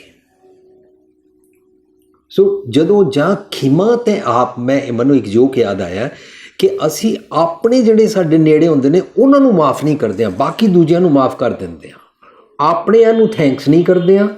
ਕਿਤਨੀ ਭਾਰੀ ਭੁੱਲ ਹੈ। ਆਪਣਿਆਂ ਨੂੰ ਥੈਂਕਸ ਨਾ ਕਰਨਾ ਔਰ ਆਪਣਿਆਂ ਨੂੰ ਮਾफ़ ਨਾ ਕਰਨਾ, height of ignorance. Disharmony create करना एक्सट्रीमिज़म है। बंब नहीं मारिया लेकिन रिश्ते सदा वास्ते तोड़ के रख दिते। मनु गल याद आई कि पति पत्नी पिक्चर देखन गए और जदों पिक्चर देख रहे सन अचानक जिवें हुणे लाइट चली गई। लाइट जान ते ही मनु जो होर ज़्यादा क्लिक होता है कि लाइट चली गई और स्टैंपीड का डर पै गया। किसी ने कहता बंब रखा ये वो है, तो सारे अफड़ा तफड़ी नाल उठे और जदों उठे तो पत्नी के पैर उत्ते किसी का पैर आ गया। उसने हनेरे विच 4-5 गालां कढ़ियां। उहदा कहण दा मतलब सी बई किसने शरारत की है, मेरे पैरों ते पैर रखिया तो शर्म नहीं आती कि इस तरीके दे नाल मिसबिहेव किया। तो जदों 4-5 गालां कढ़ चुकी तो लाइट आ गई। उन्हें देखा पैर ते पैर किसी होर सज्जण दा सी और उन्होंने देख के कहंदी I am sorry I thought मेरे पति का पाँव है। असी एक दूजे को माफ़ नहीं करते। क्यों? क्योंकि गुरबाणी विच कहते हैं एक सिख दो साध संग। सिख दो सिखां दे विचकार हारमनी एको ही तरीका है कि दोवां दे विचकार गुरु मौजूद होवे। जे दोवां दे विचकार गुरु मौजूद नहीं है फिर दूरी बन जाती है। तो साडे घरां दे विचकार रिलेशनशिप विच जे रब मौजूद होवे तो रब नूं मौजूद रखण वास्ते मनूं एक दूजे नूं माफ़ करना पेगा। बच्चे सारी उम्र माँ प्यो नूं माफ़ नहीं करते हैं, माँ प्यो सारी उम्र बच्चों नूं माफ़ नहीं करते हैं। एक एक्सरसाइज मैं जरूर करांगा कि इंडिया विच एक थोड़ा जिहा पेरेंट्स का एग्रैशन है। एग्रैशन किस तरह है? जिस तरह मैं बड़े सालों के गैप तो बाद अमेरिका तो आया तो मैं नोट किया। मैं एक घर गया, उन्होंने पूछा बेटा आपका क्या नाम है? उन्होंने माँ बोलती है बोलना बोल बोल बोल इसका नाम अशोक है। बोलना शर्मा क्यों रहा है अशोक बोलना। बच्चे नूं बोलन ही नहीं देता और आप पहले ही दसता इसका नाम अशोक है। यह एक मिसबिहेव है, इल मैनर्ड तरीका है। और माँ का एग्रेशन है। फिर उन्होंने पूछा बेटा आप कौन सी क्लास में पढ़ते हो, बता ना, चुप कर जाता है, वैसे सारा दिन रोला पाता रहता है, बोलना बोलना, चौथी में पढ़ता हूँ, बता ना, चौथी में पढ़ता हूँ। बच्चा भी दस सकता मैं चौथी में पढ़ता हूँ और अशोक मेरा नाम है। इस तरीके ਦੇ ਨਾਲ ਅਸੀਂ ਆਪਣੇ ਬੱਚੇ ਨੂੰ ਦੂਜਿਆਂ ਦੇ ਸਾਹਮਣੇ ਇਨਸਰਟ ਕਰਦੇ ਹਾਂ, ਜ਼ਲੀਲ ਕਰਦੇ ਹਾਂ। ਇਹ ਪੜ੍ਹਦਾ ਨਹੀਂ ਹੈ, ਵਿਹਲਾ ਫਿਰਦਾ ਰਹਿੰਦਾ ਹੈ, ਸੁੱਤਾ ਰਹਿੰਦਾ ਹੈ, ਚੈਟ ਕਰਦਾ ਰਹਿੰਦਾ ਹੈ, ਫੋਨ ਤੇ ਹੀ ਲੱਗਾ ਰਹਿੰਦਾ ਹੈ। ਇਹ ਸਾਰੀਆਂ ਜਦੋਂ ਅਸੀਂ ਗੱਲਾਂ ਕਰਦੇ ਹਾਂ ਤਾਂ ਸਾਡਾ ਬੱਚਾ ਸਾਡੀ ਗੱਲ ਤੇ ਸੁਣਦਾ ਨਹੀਂ ਹੈ ਔਰ ਸਾਡੇ ਤੋਂ ਦੂਰ ਚਲਾ ਜਾਂਦਾ ਹੈ, ਹਮੇਸ਼ਾ ਵਾਸਤੇ ਦੂਰ ਚਲਾ ਜਾਂਦਾ ਹੈ। ਤਾਂ ਦਿੱਲੀ ਦਾ ਬੱਚਾ ਬੈਂਗਲੋਰ ਪੜ੍ਹਦਾ ਹੈ ਜਾ ਕੇ, ਬੈਂਗਲੋਰ ਦਾ ਬੱਚਾ ਬੰਬੇ ਦੀ ਜੌਬ ਲੱਭਦਾ ਹੈ, ਬੰਬੇ ਵਾਲਾ ਲੰਡਨ ਲੱਭਦਾ, ਲੰਡਨ ਵਾਲਾ ਅਮਰੀਕਾ ਲੱਭਦਾ ਹੈ, ਅਮਰੀਕਾ ਜਿਹੜਾ ਨਿਊਯਾਰਕ ਰਹਿੰਦਾ ਉਹ ਮਾਂ ਪਿਓ ਤੋਂ ਦੂਰ ਜਾ ਕੇ ਕੈਲੀਫੋਰਨੀਆ ਪੜ੍ਹਨਾ ਚਾਹੁੰਦਾ ਹੈ। ਕਿਉਂ? ਕਿਉਂਕਿ ਘਰ ਵਿੱਚੋਂ ਪਿਆਰ, ਖਿਮਾ, ਹਾਰਮਨੀ, ਮਿੱਠ ਬੋਲੜਾ, ਭਾਖਿਆ ਪਾਓ ਪਾਰ, ਨਿੱਘ, ਇਹ ਸਾਰਾ ਕੁਛ ਨਾ ਗਾਇਬ ਹੋ ਜਾਂਦਾ ਹੈ। ਫਿਰ ਉਹ ਬਾਹਰੋਂ ਗਰਲਫ੍ਰੈਂਡ ਔਰ ਬॉयਫ੍ਰੈਂਡ 'ਚ ਉਹਨਾਂ ਨੂੰ ਲੱਭਣਾ ਪੈਂਦਾ ਹੈ, ਜੋ ਉਹਨਾਂ ਦਾ ਦੂਜਾ ਇੱਕ ਭੁਲੇਖਾ ਹੁੰਦਾ ਹੈ। ਮਿਲਿਆ ਨਾ ਪਹਿਲਾ, ਭੁੱਲਿਆ ਨਾ ਪਹਿਲਾ ਗਮ ਤੇ ਦੂਜਾ ਪੱਲੇ ਪਾ ਲਿਆ, ਦੂਸਰੀ ਮੁਸੀਬਤ ਸ਼ੁਰੂ ਹੋ ਜਾਂਦੀ ਹੈ। ਮੈਨੂੰ ਬਾਰ-ਬਾਰ ਇਹ ਚੀਜ਼ ਆ ਰਹੀ ਹੈ ਤਾਂ ਮੈਂ ਰਿਕੁਐਸਟ ਕਰਾਂਗਾ ਕਿ ਆਪ ਜੀ kindly bring the mic here and we can start question answer. अपना नाम बोलो। हाँ जी। ਮੈਨੂੰ ਪਤਾ ਨਹੀਂ ਕਿਉਂ ਮੈਂ ਬਹੁਤ ਜਲਦੀ ਗੁੱਸਾ ਆ ਜਾਂਦਾ ਜਦੋਂ ਮੈਨੂੰ ਕੋਈ ਮੇਰੇ, ਮੈਂ ਆਪ ਸੱਚਾ ਹੁੰਦਾ, ਸੱਚ ਹੋਣ ਦੇ ਬਾਵਜੂਦ ਜਦੋਂ ਫਿਰ ਮੈਨੂੰ ਕਹਿੰਦਾ ਵੀ ਤੁਸੀਂ ਗਲਤ ਹੈਗੇ ਹੋ ਤਾਂ ਮੈਨੂੰ ਗੁੱਸਾ ਆ ਜਾਂਦਾ। ਮੈਂ ਜਾਣਦਿਆਂ ਹੋਇਆਂ ਵੀ ਕਿ ਮੈਨੂੰ ਗੁੱਸਾ ਨਹੀਂ ਕਰਨਾ ਚਾਹੀਦਾ। ਬਾਅਦ 'ਚ ਮੈਂ ਗੁੱਸੇ ਹੋਣ ਤੋਂ ਬਾਅਦ ਪਛਤਾਉਂਦਾ ਵੀ ਹੈਗਾ, ਲੇਕਿਨ ਫਿਰ ਵੀ ਆਪਣੀ ਮੈਂ ਇਸ ਆਦਤ 'ਤੇ ਕਾਬੂ ਨਹੀਂ ਪਾ ਸਕਿਆ ਹਾਲੇ ਤੱਕ।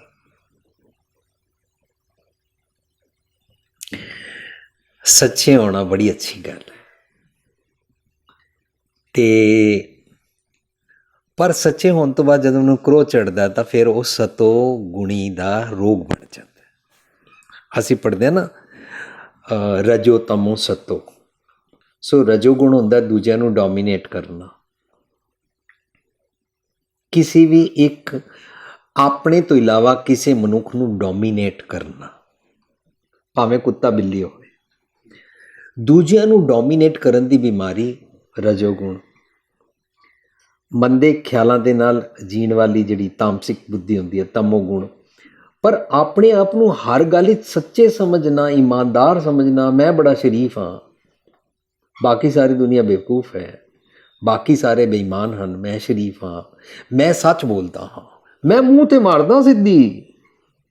ਇਹ ਸਾਰੀ ਜਦੋਂ ਇਸ ਤਰੀਕੇ ਦੀ ਆਦਤ ਬਣ ਜਾਂਦੀ ਹੈ ਨਾ ਤਾਂ ਸੱਚੇ ਹੋਣ ਦੀ ਬਿਮਾਰੀ ਲੱਗ ਗਈ ਔਰ ਉਹ ਸਤੋ ਗੁਣ ਦਾ ਰੋਗ ਲੱਗ ਗਿਆ। ਹੇਤ ਰੋਗ ਕਾ ਸਗਲ ਸੰਸਾਰਾ, ਇਹਨੂੰ ਕਹਿੰਦੇ ਨੇ ਜੋ ਜੋ ਦਿਸੈ ਸੋ ਸੋ ਰੋਗੀ ਵਾਲੇ 'ਚ।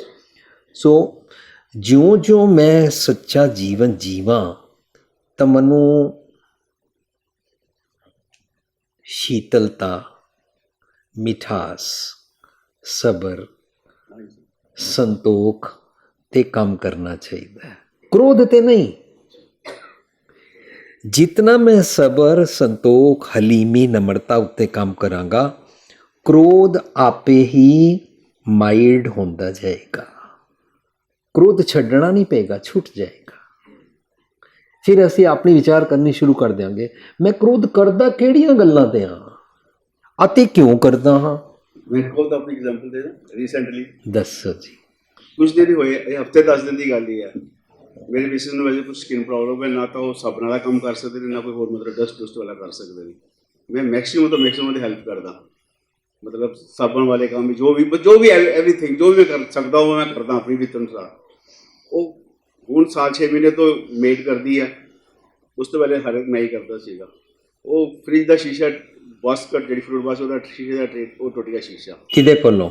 ਮੇਡ ਕੋਲੋਂ। ਅੱਛਾ। ਮੈਂ ਉਹਨੂੰ ਸਿਰਫ ਇੰਨੀ ਗੱਲ ਕਹੀ, ਮੈਂ ਕਿਹਾ ਵੀ ਟੁੱਟ ਗਿਆ, ਅੱਗੇ ਤੋਂ ਤੁਸੀਂ ਉਹਨਾਂ ਕੋਲੋਂ ਸਾਫ਼ ਨਾ ਕਰਾਇਆ ਕਰੋ। ਮੈਂ ਕਰਦੇ ਤਾਂ ਅੱਗੇ ਮੈਂ ਕਰਦਾ ਕਰਾਂਗਾ। ਉਹਨਾਂ ਨੇ ਮੈਨੂੰ ਬਾਅਦ ਕਿਹਾ, ਕਹਿੰਦਾ ਤੁਸੀਂ ਕਰਦੇ ਹੀ ਕਦੋਂ ਹੈਗੇ। ਹਾਲਾਂਕਿ ਸਿਰਫ 6 ਮਹੀਨੇ ਸਾਲ ਤੋਂ ਹੀ ਮੇਡ ਹੈਗੀ ਹੈ, ਉਹ ਕਰਦੀ ਹੈ, ਹੁਣ ਤੱਕ ਮੈਂ ਹੀ ਕਰਦਾ। ਉਹ ਕਹਿੰਦਾ ਤੁਸੀਂ ਕਰਦੇ ਹੀ ਕਦੋਂ ਹੈਗੇ। ਮੈਨੂੰ ਬੜਾ ਗੁੱਸਾ ਚੜ ਗਿਆ। ਹਾਂ, ਮੈਂ ਨਹੀਂ ਚਾਹੁੰਦਾ ਤੁਹਾਨੂੰ ਗੁੱਸਾ ਤਾਂ ਚੜਿਆ ਕਿ ਤੁਸੀਂ ਫਰਜ਼ ਕਰੋ 99 ਦਿਨ ਤੁਸੀਂ ਕੀਤਾ। 99 ਦਿਨ ਮੀਨਸ ਪਾਸਟ ਔਰ 1 ਸਾਲ ਤੋਂ ਮੇਡ ਰੱਖੀ ਹੋਈ ਹੈ ਨਾ। ਸੋ ਐਂ ਸਮਝ ਲਓ 99 ਦਿਨ ਤੁਸੀਂ ਜਿਹੜਾ ਕੀਤਾ ਉਹ ਇੱਥੇ ਰੱਖ ਕੇ ਬੈਠੇ ਹੋਏ ਸੀ। ਗੁਰਬਾਣੀ ਕਹਿੰਦੀ ਹੈ ਕਾਉ ਫਲ ਕੀ ਇੱਛਾ ਨਹੀਂ ਬਾਦਸ਼ਾਹ। ਗੁਰਬਾਣੀ ਕਹਿੰਦੀ ਹੈ ਕਿ ਤੂੰ ਨਿਸ਼ਕਾਮਤਾ ਸਿੱਖ। ਤੁਸੀਂ ਜਿਹੜਾ 99 ਦਿਨ ਕੀਤਾ ਸੀ ਉਹਦਾ ਮਤਲਬ ਇਹ ਹੋ ਗਿਆ ਹੁਣ ਅੱਗੋਂ ਤੋਂ ਤੂੰ ਮੈਨੂੰ ਨਾ ਕਦੀ ਕੁਝ ਕਹੀਂ ਦੇਖ। ਲੇਕਿਨ ਮੈਨੂੰ ਤੁਹਾਡੀ ਗੱਲ ਤੋਂ ਨਾ ਯਾਦ ਆਈ ਹੈ, ਹੁਣੇ ਗੱਲ ਚੱਲ ਰਹੀ ਸੀ ਗਿਆਨੀ ਜੀ ਨਾਲ ਕਿ ਪਤੀ ਘਰ ਆਉਂਦਾ ਹੈ ਔਰ ਪਤਨੀ ਨੂੰ ਕਹਿੰਦਾ ਚਲੋ ਬਾਹਰ ਰੋਟੀ ਖਾਈਏ। ਤਾਂ ਉਹ ਕਹਿੰਦੀ ਤੁਸੀਂ ਤਾਂ ਬਾਹਰੋਂ ਆਫਿਸ ਤੋਂ ਆਇਆ, ਤੁਸੀਂ ਤਾਂ ਤਿਆਰ ਤੁਰ ਹੋ, ਮੈਂ ਤਾਂ ਸਾਰਾ ਦਿਨ ਕੰਮ ਕਰਦੀ ਰਹੀ ਹਾਂ, ਮੈਂ ਤਾਂ ਠੀਕ ਤਰੀਕੇ ਨਾਲ ਕੱਪੜੇ ਵੀ ਨਹੀਂ ਪਾਏ ਹੋਏ ਔਰ ਵਾਲ ਵੀ ਨਹੀਂ ਵਾਏ ਹੋਏ। ਅੱਛਾ ਮੈਂ ਤਿਆਰ ਹੋ ਕੇ ਆਉਂਦੀ ਹਾਂ। ਕਹਿੰਦਾ ਅੱਛਾ ਚੱਲ ਤੂੰ ਤਿਆਰ ਹੋ, ਮੈਂ ਬਾਹਰ ਦਰੀ ਵਿਛਾਉਂਦਾ, ਬਾਹਰ ਰੋਟੀ ਖਾਣੀ ਹੈ। ਤਾਂ ਤੁਸੀਂ ਵਿਛਾ ਦਿਆ ਕਰੋ ਨਾ ਯਾਰ ਦਰੀ।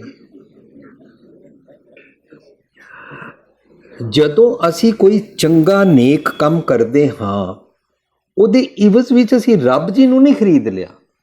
ਲੋਕੀ ਸਮਝਦੇ ਨੇ ਮੈਂ ਰੱਬ ਨੂੰ ਖਰੀਦ ਲਿਆ, ਲੋਕੀ ਸਮਝਦੇ ਨੇ ਹੁਣ ਸਾਰੇ ਮੇਰੇ ਆਖੇ ਲੱਗਿਆ ਕਰਨ, ਲੋਕੀ ਸਮਝਦੇ ਨੇ ਹੁਣ ਮੈਨੂੰ ਚੰਗਾ ਸਮਝਿਆ ਕਰਨ, ਲੋਕੀ ਸਮਝਦੇ ਹਨ ਹੁਣ ਸਾਰੀ ਦੁਨੀਆ ਸਾਰੀ ਯੂਨੀਵਰਸ ਦਾ ਸੈਂਟਰ ਮੈਂ ਹਾਂ, ਲੋਕੀ ਸਮਝਦੇ ਹਨ ਸਾਰੀ ਦੁਨੀਆ ਮੇਰੇ ਮੁਤਾਬਕ ਚੱਲਿਆ ਕਰੇ। ਤੁਹਾਡਾ ਨਾ ਕ੍ਰੋਧ ਆਪੇ ਵਿਲੀਨ ਹੋ ਜਾਏਗਾ। ਤੁਸੀਂ ਉਹ 99 ਦਿਨ ਜਿਹੜਾ ਕੀਤਾ ਸੀ ਨਾ ਉਹ ਡ੍ਰੌਪ ਕਰ, ਨੇਕੀ ਕਰ ਕੁएं में डाल, ਠੀਕ ਹੈ ਨਾ। ਔਰ ਇਹ ਕ੍ਰੋਧ ਦਿਨੋਂ ਦਿਨ ਵਿਲੀਨ ਹੁੰਦਾ ਜਦੋਂ ਅਸੀਂ ਦੂਜਿਆਂ ਵਾਸਤੇ ਜੀਣਾ ਸਿੱਖਦੇ ਹਾਂ। ਜਦੋਂ ਤੱਕ ਉਸ ਪਾਸੇ ਕਰਤਾ ਪੁਰਖ ਵਾਲੇ ਕੀਮਤੀ ਕੰਮ ਨਹੀਂ ਨਾ ਸ਼ੁਰੂ ਕਰਾਂਗੇ ਤਾਂ ਤੱਕ ਉਹ ਕੁएं का मेंढक, ਉਹੀਓ ਘਰ, ਉਹੀਓ ਪਤਨੀ, ਉਹੀਓ ਟੱਬਰ, ਉਹੀਓ ਰੂਟੀਨ, ਉੱਥੋਂ ਹੀ ਰੋਜ਼ ਲੰਘ ਕੇ ਜਾਂਦੇ ਹਾਂ, ਉਹੀਓ ਆਫਿਸ, ਹੈ ਨਾ। ਸਾਡਾ ਇੱਕ ਕੁएं ਕੇ मेंढक ਵਾਲਾ ਜੀਵਨ ਬਣ ਜਾਂਦਾ ਔਰ ਸਾਨੂੰ ਥਾਂ ਥਾਂ 'ਤੇ ਜਿਨ੍ਹਾਂ ਗੱਲਾਂ 'ਤੇ ਪਹਿਲਾਂ ਕ੍ਰੋਧ ਚੜ੍ਹਦਾ ਸੀ ਉਹਨਾਂ 'ਤੇ ਹੀ ਚੜ੍ਹਦਾ ਰਹਿੰਦਾ ਹੈ, ਕਿਉਂਕਿ ਮੈਂ ਕ੍ਰੋਧ ਦੀ ਸ਼ਰਾਬ ਪੀਤੀ ਹੋਈ ਹੈ ਔਰ ਕ੍ਰੋਧ ਦੀ ਸ਼ਰਾਬ ਦਾ ਨਸ਼ਾ ਮੈਨੂੰ ਚੜ੍ਹਦਾ ਹੈ। ਗੁਰੂ ਪਾਤਸ਼ਾਹ ਕਹਿੰਦੇ ਨੇ ਮਾਨਸ ਭਰਿਆ ਆਣਿਆ ਮਾਨਸ ਭਰਿਆ ਹੈ, ਜਿਤ ਪੀਤੇ ਮਤ ਦੂਰ ਹੋਏ ਬਰਲ ਪਵੇ ਚਾਹੇ। ਮੈਨੂੰ ਕ੍ਰੋਧ ਦੀ ਨਸ਼ਾ ਚੜ੍ਹਿਆ ਹੋਇਆ, ਮੇਰੀ ਮੱਤ ਦੂਰ ਚਲੀ ਜਾਂਦੀ ਹੈ, ਬਰਲ ਪੈ ਜਾਂਦਾ ਹੈ ਨਾ। ਸੋ ਜਦੋਂ ਮੈਂ ਇਸ ਕ੍ਰੋਧ ਦੀ ਸ਼ਰਾਬ ਦੇ ਬਦਲੇ ਵੱਡਾ ਗਲਾਸ ਕੋਈ ਹੋਰ ਸ਼ਰਾਬ ਦਾ ਪੀਆਂ ਤਾਂ ਗੱਲ ਬਣ ਸਕਦੀ ਹੈ ਨਾ, ਇਹ ਛੁੱਟ ਜਾਏਗਾ ਨਾ। ਬਸ ਕੁਝ ਉਸਾਰੂ ਕਰਨਾ ਸ਼ੁਰੂ ਕਰੀਏ। Thank you. ਇਸ ਕਰਕੇ ਤਾਂ ਕਿਹਾ ਸੀ ਵੀ ਇਹ ਜਗਦਾ ਜੀ ਸਮੇਂ ਸਿਰ ਮੇਰੇ ਵਾਸਤੇ ਹੀ ਕੀਤਾ ਗਿਆ। ਓ ਯੂ ਆਰ ਸੋ ਗ੍ਰੇਟ। ਤੁਸੀਂ ਇਤਨਾ ਓਪਨਲੀ ਆਪਣਾ ਅਵਗੁਣ ਸਭ ਦੇ ਸਾਹਮਣੇ ਸਾਂਝ ਕੀਤਾ। ਯੂ ਆਰ ਬਰੇਵ ਮੈਨ। ਇੱਕ ਕੁਐਸਚਨ ਹਾਂਜੀ। ਆਪ ਜੀ ਦੇ ਵਿਚਾਰਾਂ ਤੋਂ, ਆਪ ਜੀ ਦੇ ਪੁਸਤਕਾਂ ਤੋਂ ਜਾਂ ਸੈਮੀਨਾਰਾਂ ਤੋਂ ਮੈਂ ਮਹਿਸੂਸ ਕੀਤਾ, ਹੋ ਸਕਦਾ ਗਲਤ ਹਾਂ, ਕਿ ਤੁਸੀਂ ਜਨਮ ਮਰਨ ਅਗਲਾ ਜਨਮ ਨਹੀਂ ਮੰਨਦੇ ਹੈਗੇ। ਮਰਨ ਲਿਖਾਏ ਬੰਡਲ में आए ਤੇ ਇਹਾਂ ਖਾਟ ਚਲੋ ਹਰ ਲਹਾ ਆਗੇ ਬਸਨ ਸੁਹੇਲਾ। ਥੋੜ੍ਹਾ ਜਿਹਾ ਦੱਸ ਸਕਦੇ ਹੋ? ਇਹ ਤਾਂ ਹੁਣ ਤੁਸੀਂ ਪੂਰੀ ਫਿਲਾਸਫੀ ਛੇੜ ਲਈ ਹੈ। ਮਰਨ ਲਿਖਾਏ ਮੰਡਲ में आए ਦਾ ਮੈਨਾ ਤੁਸੀਂ ਕੀ ਸਮਝਦੇ ਹੋ? ਵੀ ਮੌਤ ਨਿਸ਼ਚਿਤ ਪਹਿਲੇ ਹੀ ਫਿਕਸ ਹੈ। ਉੱਪਰੋਂ ਅਸੀਂ ਜੋ ਜਨਮ ਸਾਡਾ ਹੋਇਆ ਤਾਂ ਉਹ ਉਹਦੇ ਵਾਸਤੇ ਉਸ ਤੋਂ ਪਹਿਲੇ ਮਰਨ, ਜਨਮ ਤੋਂ ਪਹਿਲੇ ਸਾਡਾ ਮਰਨਾ ਲਿਖਿਆ ਹੋਇਆ, ਨਿਸ਼ਚਿਤ ਕੀਤਾ। ਕਿਹਨੇ? ਇਹੀ ਤਾਂ ਮੈਂ ਪੁੱਛਣਾ ਚਾਹੁੰਦਾ। ਨਹੀਂ, ਕਿਹਨੇ ਲਿਖਿਆ? ਜਿਹਨੂੰ ਆਪਾਂ ਕਹਿੰਦੇ ਆ ਸ਼ਕਤੀ, ਅਕਾਲ ਪੁਰਖ, ਵਾਹਿਗੁਰੂ, ਰੱਬ, ਜੋ ਕਹਿ ਲਓ। ਸਾਨੂੰ ਨਾ ਹੁਣ ਵਿਚਾਰਨਾ ਹੈ ਗੁਰਬਾਣੀ ਪੜ੍ਹ ਕੇ ਮੈਂ ਕਿਸ ਕਿਸਮ ਦਾ ਰੱਬ ਮੰਨਦਾ ਹਾਂ। ਜੋ ਅਸੀਂ ਗੱਲਾਂ ਕਰਦੇ ਹਾਂ ਉਹਨਾਂ ਮੁਤਾਬਕ ਅਸੀਂ ਸਮਝਿਆ ਅਸਮਾਨ 'ਤੇ ਇੱਕ ਰੱਬ ਹੈ, ਉਹਨੇ ਸਾਰਿਆਂ ਦਾ ਲੇਖਾ ਜੋਖਾ ਬਣਾਇਆ ਹੋਇਆ ਔਰ ਪਿਛਲੇ ਜਨਮਾਂ ਕਰਕੇ ਇਸ ਧਰਤੀ 'ਤੇ ਭੇਜਦਾ ਔਰ ਫਿਰ ਉਹਨਾਂ ਦੇ ਸਵਾਸ ਲਿਖ ਕੇ ਭੇਜ ਦਿੰਦਾ। ਐਸਾ ਕੋਈ ਅਸੀਂ ਰੱਬ ਤਸੱਵੁਰ ਕੀਤਾ ਹੋਇਆ। ਗੁਰਬਾਣੀ 'ਚੋਂ ਗੁਰਬਾਣੀ ਵਾਲਾ ਰੱਬ ਸਿੱਖਣਾ ਹੈ। ਗੁਰਬਾਣੀ ਵਾਲਾ ਰੱਬ ਕੀ ਹੈ? ਚੰਗੇ ਗੁਣ, ਰੱਬੀ ਗੁਣਾਂ ਨੂੰ ਰੱਬ ਕਹਿੰਦੇ ਨੇ। ਗੁਰਬਾਣੀ ਦਾ ਰੱਬ ਕੀ ਹੈ? The laws of nature is the will of God. Gurbani ਦਾ ਰੱਬ ਕੀ ਹੈ? ਬਲਿਹਾਰੀ ਕੁਦਰਤ ਵਸਿਆ। ਗੁਰਬਾਣੀ ਦਾ ਰੱਬ ਕੀ ਹੈ? ਕੁਦਰਤ ਦੇ ਜਿਹੜੇ ਚੰਗੇ ਚੰਗੇ ਸਾਰੇ ਨਿਯਮ ਹਨ, ਇਨਐਵੀਟੇਬਲ ਹਨ, ਉਹ ਚੇਂਜ ਨਹੀਂ ਹੁੰਦੇ ਨੇ। ਉਹਨਾਂ ਨੂੰ ਕਹਿੰਦੇ ਨੇ ਜਨ ਨਾਨਕ ਕੇ ਖੇਲ ਕਠਨ। ਕਠਨ ਮਤਲਬ ਮੁਸ਼ਕਿਲ ਨਹੀਂ, ਕਠਨ ਮੀਨਸ ਇਹ ਲਾਜ਼ ਚੇਂਜ ਨਹੀਂ ਹੁੰਦੇ ਨੇ, ਇਹ ਲਾਜ਼ ਇਨਐਵੀਟੇਬਲ ਨੇ, ਇਹ ਹਮੇਸ਼ਾ ਖਰੇ ਸੱਚੇ ਰਹਿੰਦੇ ਨੇ। ਸਤਿਗੁਰ ਦੀ ਮੱਤ ਲਈਏ ਤਾਂ ਇਹਨਾਂ ਦੇ ਬਾਰੇ ਸਮਝ ਆਉਂਦੀ ਹੈ। ਜਨ ਨਾਨਕ ਇਹ ਖੇਲ ਕਠਨ ਹੈ ਕਿਨਹੂ ਵਿਰਲੇ ਜਾਣਾ। ਇਹ ਨਹੀਂ ਕਿ ਉਹ ਇਹ ਬੜੀ ਮੁਸ਼ਕਿਲ ਖੇਡ ਹੈ, ਇਹ ਨਹੀਂ ਗੱਲ ਚੱਲ ਰਹੀ। ਇਹ ਕੁਦਰਤ ਦੇ ਨਿਯਮ, ਕਠਨ ਮੀਨਸ ਕਰੜੇ, ਖਰੇ, ਸੱਚੇ, ਇਨਐਵੀਟੇਬਲ ਹਨ। ਇਹਨਾਂ ਨੂੰ ਹੀ ਰੱਬ ਕਹਿੰਦੇ ਨੇ। ਔਰ ਇਹਨਾਂ ਨੂੰ ਰੱਬ ਕਹਿੰਦੇ ਨੇ। ਹੁਣ ਇਹਨਾਂ ਦੇ ਵਿਚਕਾਰ ਗੁਰਮਤ ਦਾ ਕਨਸੈਪਟ ਆਉਂਦਾ ਹੈ, ਜੇ ਤੂੰ ਜੀਵਤਿਆਂ ਮਰ ਰਹੀਏ ਸਿੱਖ ਲਵੇਂ ਤਾਂ ਗੱਲ ਬਣ ਸਕਦੀ ਹੈ। ਜੀਵਤਿਆਂ ਮਰ ਰਹੀਏ ਸੁਸਾਈਡ ਨਹੀਂ ਹੁੰਦਾ, ਜੀਵਤਿਆਂ ਮਰ ਰਹੀਏ ਸਰੀਰਕ ਡੈਥ ਨੂੰ ਨਹੀਂ ਕਹਿੰਦੇ ਨੇ। ਜੀਵਤਿਆਂ ਮਰ ਰਹੀ ਹੁੰਦੇ। ਕੱਲ੍ਹ ਸਾਡਾ ਜਲੰਧਰ ਪ੍ਰੋਗਰਾਮ ਸੀ, ਉਹਦੇ ਵਿੱਚ ਮੈਂ ਸਾਂਝ ਕੀਤੀ, ਫਰਜ਼ ਕਰੋ ਮੇਰਾ ਨਾਂ ਪਹਿਲਾਂ ਕੋਈ ਨਹੀਂ ਸੀ। ਵਾਕਈ ਇਹ ਗੱਲ ਸੱਚ ਹੈ। ਜਦੋਂ ਮੈਂ ਪੈਦਾ ਹੋਇਆ ਮੇਰਾ ਨਾਂ ਕੋਈ ਨਹੀਂ ਸੀ, ਤਾਂ ਮੇਰਾ ਨਾਂ ਰੱਖਿਆ ਗਿਆ। ਘਰ ਵਾਲਿਆਂ ਨੇ ਮੇਰਾ ਨਾਂ ਰੱਖ ਦਿੱਤਾ ਭੁਪਿੰਦਰ ਸਿੰਘ। ਉਹ ਜਿਹੜਾ ਪਹਿਲਾਂ ਮੇਰਾ ਕੋਈ ਨਾਂ ਨਹੀਂ ਸੀ, ਉਹ ਜਿਹੜਾ ਨਿਰਮਲ ਨੀਰ ਭੋਲਾ ਇੱਕ ਰੱਬ ਰੂਪ ਇਨਸਾਨ ਜਿਹੜਾ ਪੈਦਾ ਹੋਇਆ ਸੀ, ਜਿਹਦੇ 'ਚ ਕੋਈ ਅਵਗੁਣ ਨਹੀਂ ਸੀ, ਉਹ ਸਮਝਣ ਲੱਗ ਪਿਆ ਮੇਰਾ ਨਾਮ ਭੁਪਿੰਦਰ ਸਿੰਘ ਹੈ। ਹੁਣ ਉਸ ਬੇਨਾਮ ਤੋਂ ਇੱਕ ਨਾਮ ਰੱਖ ਦਿੱਤਾ ਗਿਆ। ਥੋੜੀ ਦੇਰ ਬਾਅਦ ਪਤਾ ਲੱਗਾ ਲੈਸ ਨੇਮ ਵੀ ਰੱਖੀਦਾ, ਤੇ ਮੇਰਾ ਨਾਂ ਰੱਖ ਦਿੱਤਾ। ਮੈਂ ਜਾਣ ਕੇ ਜ਼ਾਤ ਕੱਲ ਬਣਾਈ ਸੀ ਤਾਂ ਕਿ ਕੋਈ ਮਾਈਂਡ ਨਾ ਕਰੇ। ਮੇਰਾ ਨਾਂ ਰੱਖ ਦਿੱਤਾ ਲਾਸਟ ਨੇਮ। ਉਹ ਜੀ ਤੁਹਾਡਾ ਲਾਸਟ ਨੇਮ ਕੀ ਹੈ? ਮੇਰਾ ਨਾਂ ਰੱਖ ਦਿੱਤਾ ਗਿਆ ਭੁਪਿੰਦਰ ਸਿੰਘ ਪਕੌੜਾ। ਰਾਈਟ। ਹੁਣ ਮੈਂ ਲੋਕਾਂ ਨੂੰ ਦੱਸਦਾ ਹਾਂ ਭੁਪਿੰਦਰ ਸਿੰਘ, ਪਰ ਲੋਕੀ ਭੁਪਿੰਦਰ ਸਿੰਘ ਪਤਾ ਨਹੀਂ ਕਿਹੜੇ ਵਾਲਾ ਮੰਨਣ। ਸ਼ਹਿਰ ਅੰਦਰ ਬੜੇ ਸਾਰੇ ਭੁਪਿੰਦਰ ਸਿੰਘ ਨੇ। ਫਿਰ ਮੈਂ ਕਹਿਣਾ ਚਾਹੁੰਦਾ, ਮੈਨੂੰ ਮੇਰੀ ਜ਼ਾਤ ਨਾਲ ਵੀ ਯਾਦ ਰੱਖੋ, ਪਕੌੜਾ ਮੇਰੀ ਜ਼ਾਤ ਹੈ। ਜਦੋਂ ਪਕੌੜਾ ਕਹਿਣਗੇ ਤਾਂ ਸ਼ਹਿਰੀ 'ਚ ਇੱਕਦਮ ਪਤਾ ਲੱਗ ਜਾਏ ਕਿਹੜੇ ਵਾਲਾ ਭੁਪਿੰਦਰ ਸਿੰਘ। ਫਿਰ ਉਹ ਵਾਲਾ ਪਕੌੜਾ ਖੋਰੇ ਦੋ ਭੁਪਿੰਦਰ ਸਿੰਘ ਹੋਣ। ਇਸ ਕਰਕੇ ਜਿਹੜਾ ਇੰਜੀਨੀਅਰ ਹੈ, ਮੈਨੂੰ ਇੱਕ ਹੋਰ ਭੁਲੇਖਾ ਪੈ ਗਿਆ। I am known by Bhupinder Singh, I am known by Bhupinder Singh Pakora, I am known by Bhupinder Singh engineer, and then I am known by Bhupinder Singh America ਵਾਲਾ। ਇਹ ਸਾਰੀਆਂ ਗੱਲਾਂ ਵਾਲੇ ਪਾਸਿਓਂ ਮਰਨਾ, ਇਸ ਨੂੰ ਜੀਵਤਿਆਂ ਮਰ ਰਹੀ ਹੈ ਕਹਿੰਦੇ ਨੇ। ਮੈਂ ਪਕੌੜਾ ਲਾ ਕੇ ਸੁੱਟ ਦਿਆਂ, है ना। इस तरीके के नाल जदों तू तू करता तू हुआ मुझ में रहा ना हूँ, जब आपा पर का मिट गया जद देखा था तू। ए जीवत्या मर रही है ते है ए वाला सीखण आए हाँ, मरण लिखाए जीवत्या मर रही है सीखण आया। जे मैं जीवत्या मर रही है नहीं ना सीख रहा, तो मेरे इस हिरदे रूपी घर जिथे रब जी वसते ने उपर बैठे कुड़ियार, वो लो जी लो इत्थे तो मैनू चंगा चौका बनाना सी, चंगा भोजन बनाना सी, इत्थे उपर आके कुड़ियार बैठ गए ने ते कुड़ियार बैठ के मंदा भोजन बनाते ने। मंदा भोजन खाओ तो की होंदा है, मन लोभी हो जाता है। मन लोभी हो जाता है, खून खराब हो जाता है। खून खराब किस तरह होंदा है? जदों बच्चे कहना नहीं मनते ने तो माँ प्यो की कहते हैं, इहदा खून खराब हो गया, खून चिट्टा हो गया, चिट्टा हो गया सफ़ेद हो गया, सफ़ेद हो गया मीनस एहसान फरामोश हो गया। अजकल के बच्चों को पता नहीं की हो गया जी, खून चिट्टा चिट्टा हो जाता है, नहीं होंदा ना। बस वो की होंदा है, कंटैमीनेटिड हो जाता है, वफा भुल जाती है। एक न आटा अगला, एक न नाही लोन, एक न आटा अगला, एक न नाही लोन। ए लोन की है? कई एक लूण खा के भी एहसान फरामोश रहते हैं, और आटा अगला कई एक सच दी मेहनत करके संतोख रूपी आटा कमाते हैं। संतोख रूपी आटा कमाना अगला आटा कहलाता। इस दे ये अर्थ नहीं ने कईयां कोल तां ढेर सारा आटा भी है और कईयां कोल लूण भी नहीं है। ये तो अमीरी गरीबी की कहानी वंड असी समाज विच कीती हुई है, अमीर गरीब रब जी ने नहीं बनाए। तो तुसी सवाल छेड़ के बहुत पूरी वड्डी फिलॉसफी का समुंदर छेड़ लिया, मैनू खीमा करना। ते आसी शब्दां ते अर्थ अपने ते टुका के सीखने हैं, ठीक है। सो अगला की सी सो इहाँ खाड़ चलो हर मेरे मन नू कह रहे ने आगे का मतलब होंदा अगला पल। मेरे मन तू सतगुर दी मत लै तां खट के मिलन की अवस्था बन सकती है। देख फरीदा जो थी दाड़ी हुई पूर अग्गा नेड़े आया। ਉਹ ਅੱਗਾ ਡੈਥ ਨਹੀਂ ਹੈ ਸਰੀਰਕ, ਹੈ ਨਾ।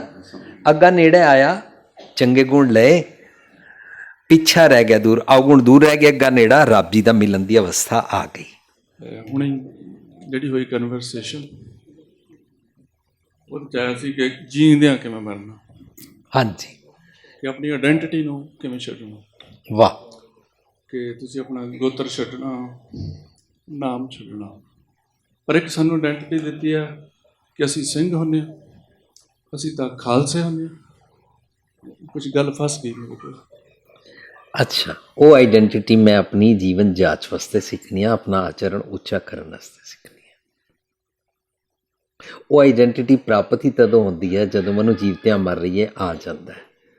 ਜਦੋਂ ਅਸੀਂ ਖੰਡੇ ਕੀ ਪੌਲ ਛਕਦੇ ਹਾਂ ਨਾ, ਤਾਂ ਮੇਰਾ ਜ਼ਾਤ ਨਾਸ, ਕੁਲ ਨਾਸ, ਕਰਮ ਨਾਸ ਸਾਰਾ ਕੁਝ ਜ਼ੀਰੋ ਕਰਦੇ ਨੇ ਨਾ, ਇਹੀ ਸਿਖਾਇਆ ਜਾਂਦਾ ਨਾ।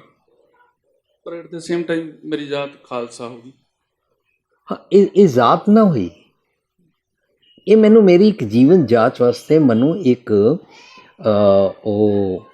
ਇੱਕ ਗੁਰੂ ਪਾਤਸ਼ਾਹ ਨੇ ਬੜਾ ਵਿਲੱਖਣ ਔਰ ਬੜਾ ਸੌਖਾ ਢੰਗ ਵਰਤਿਆ।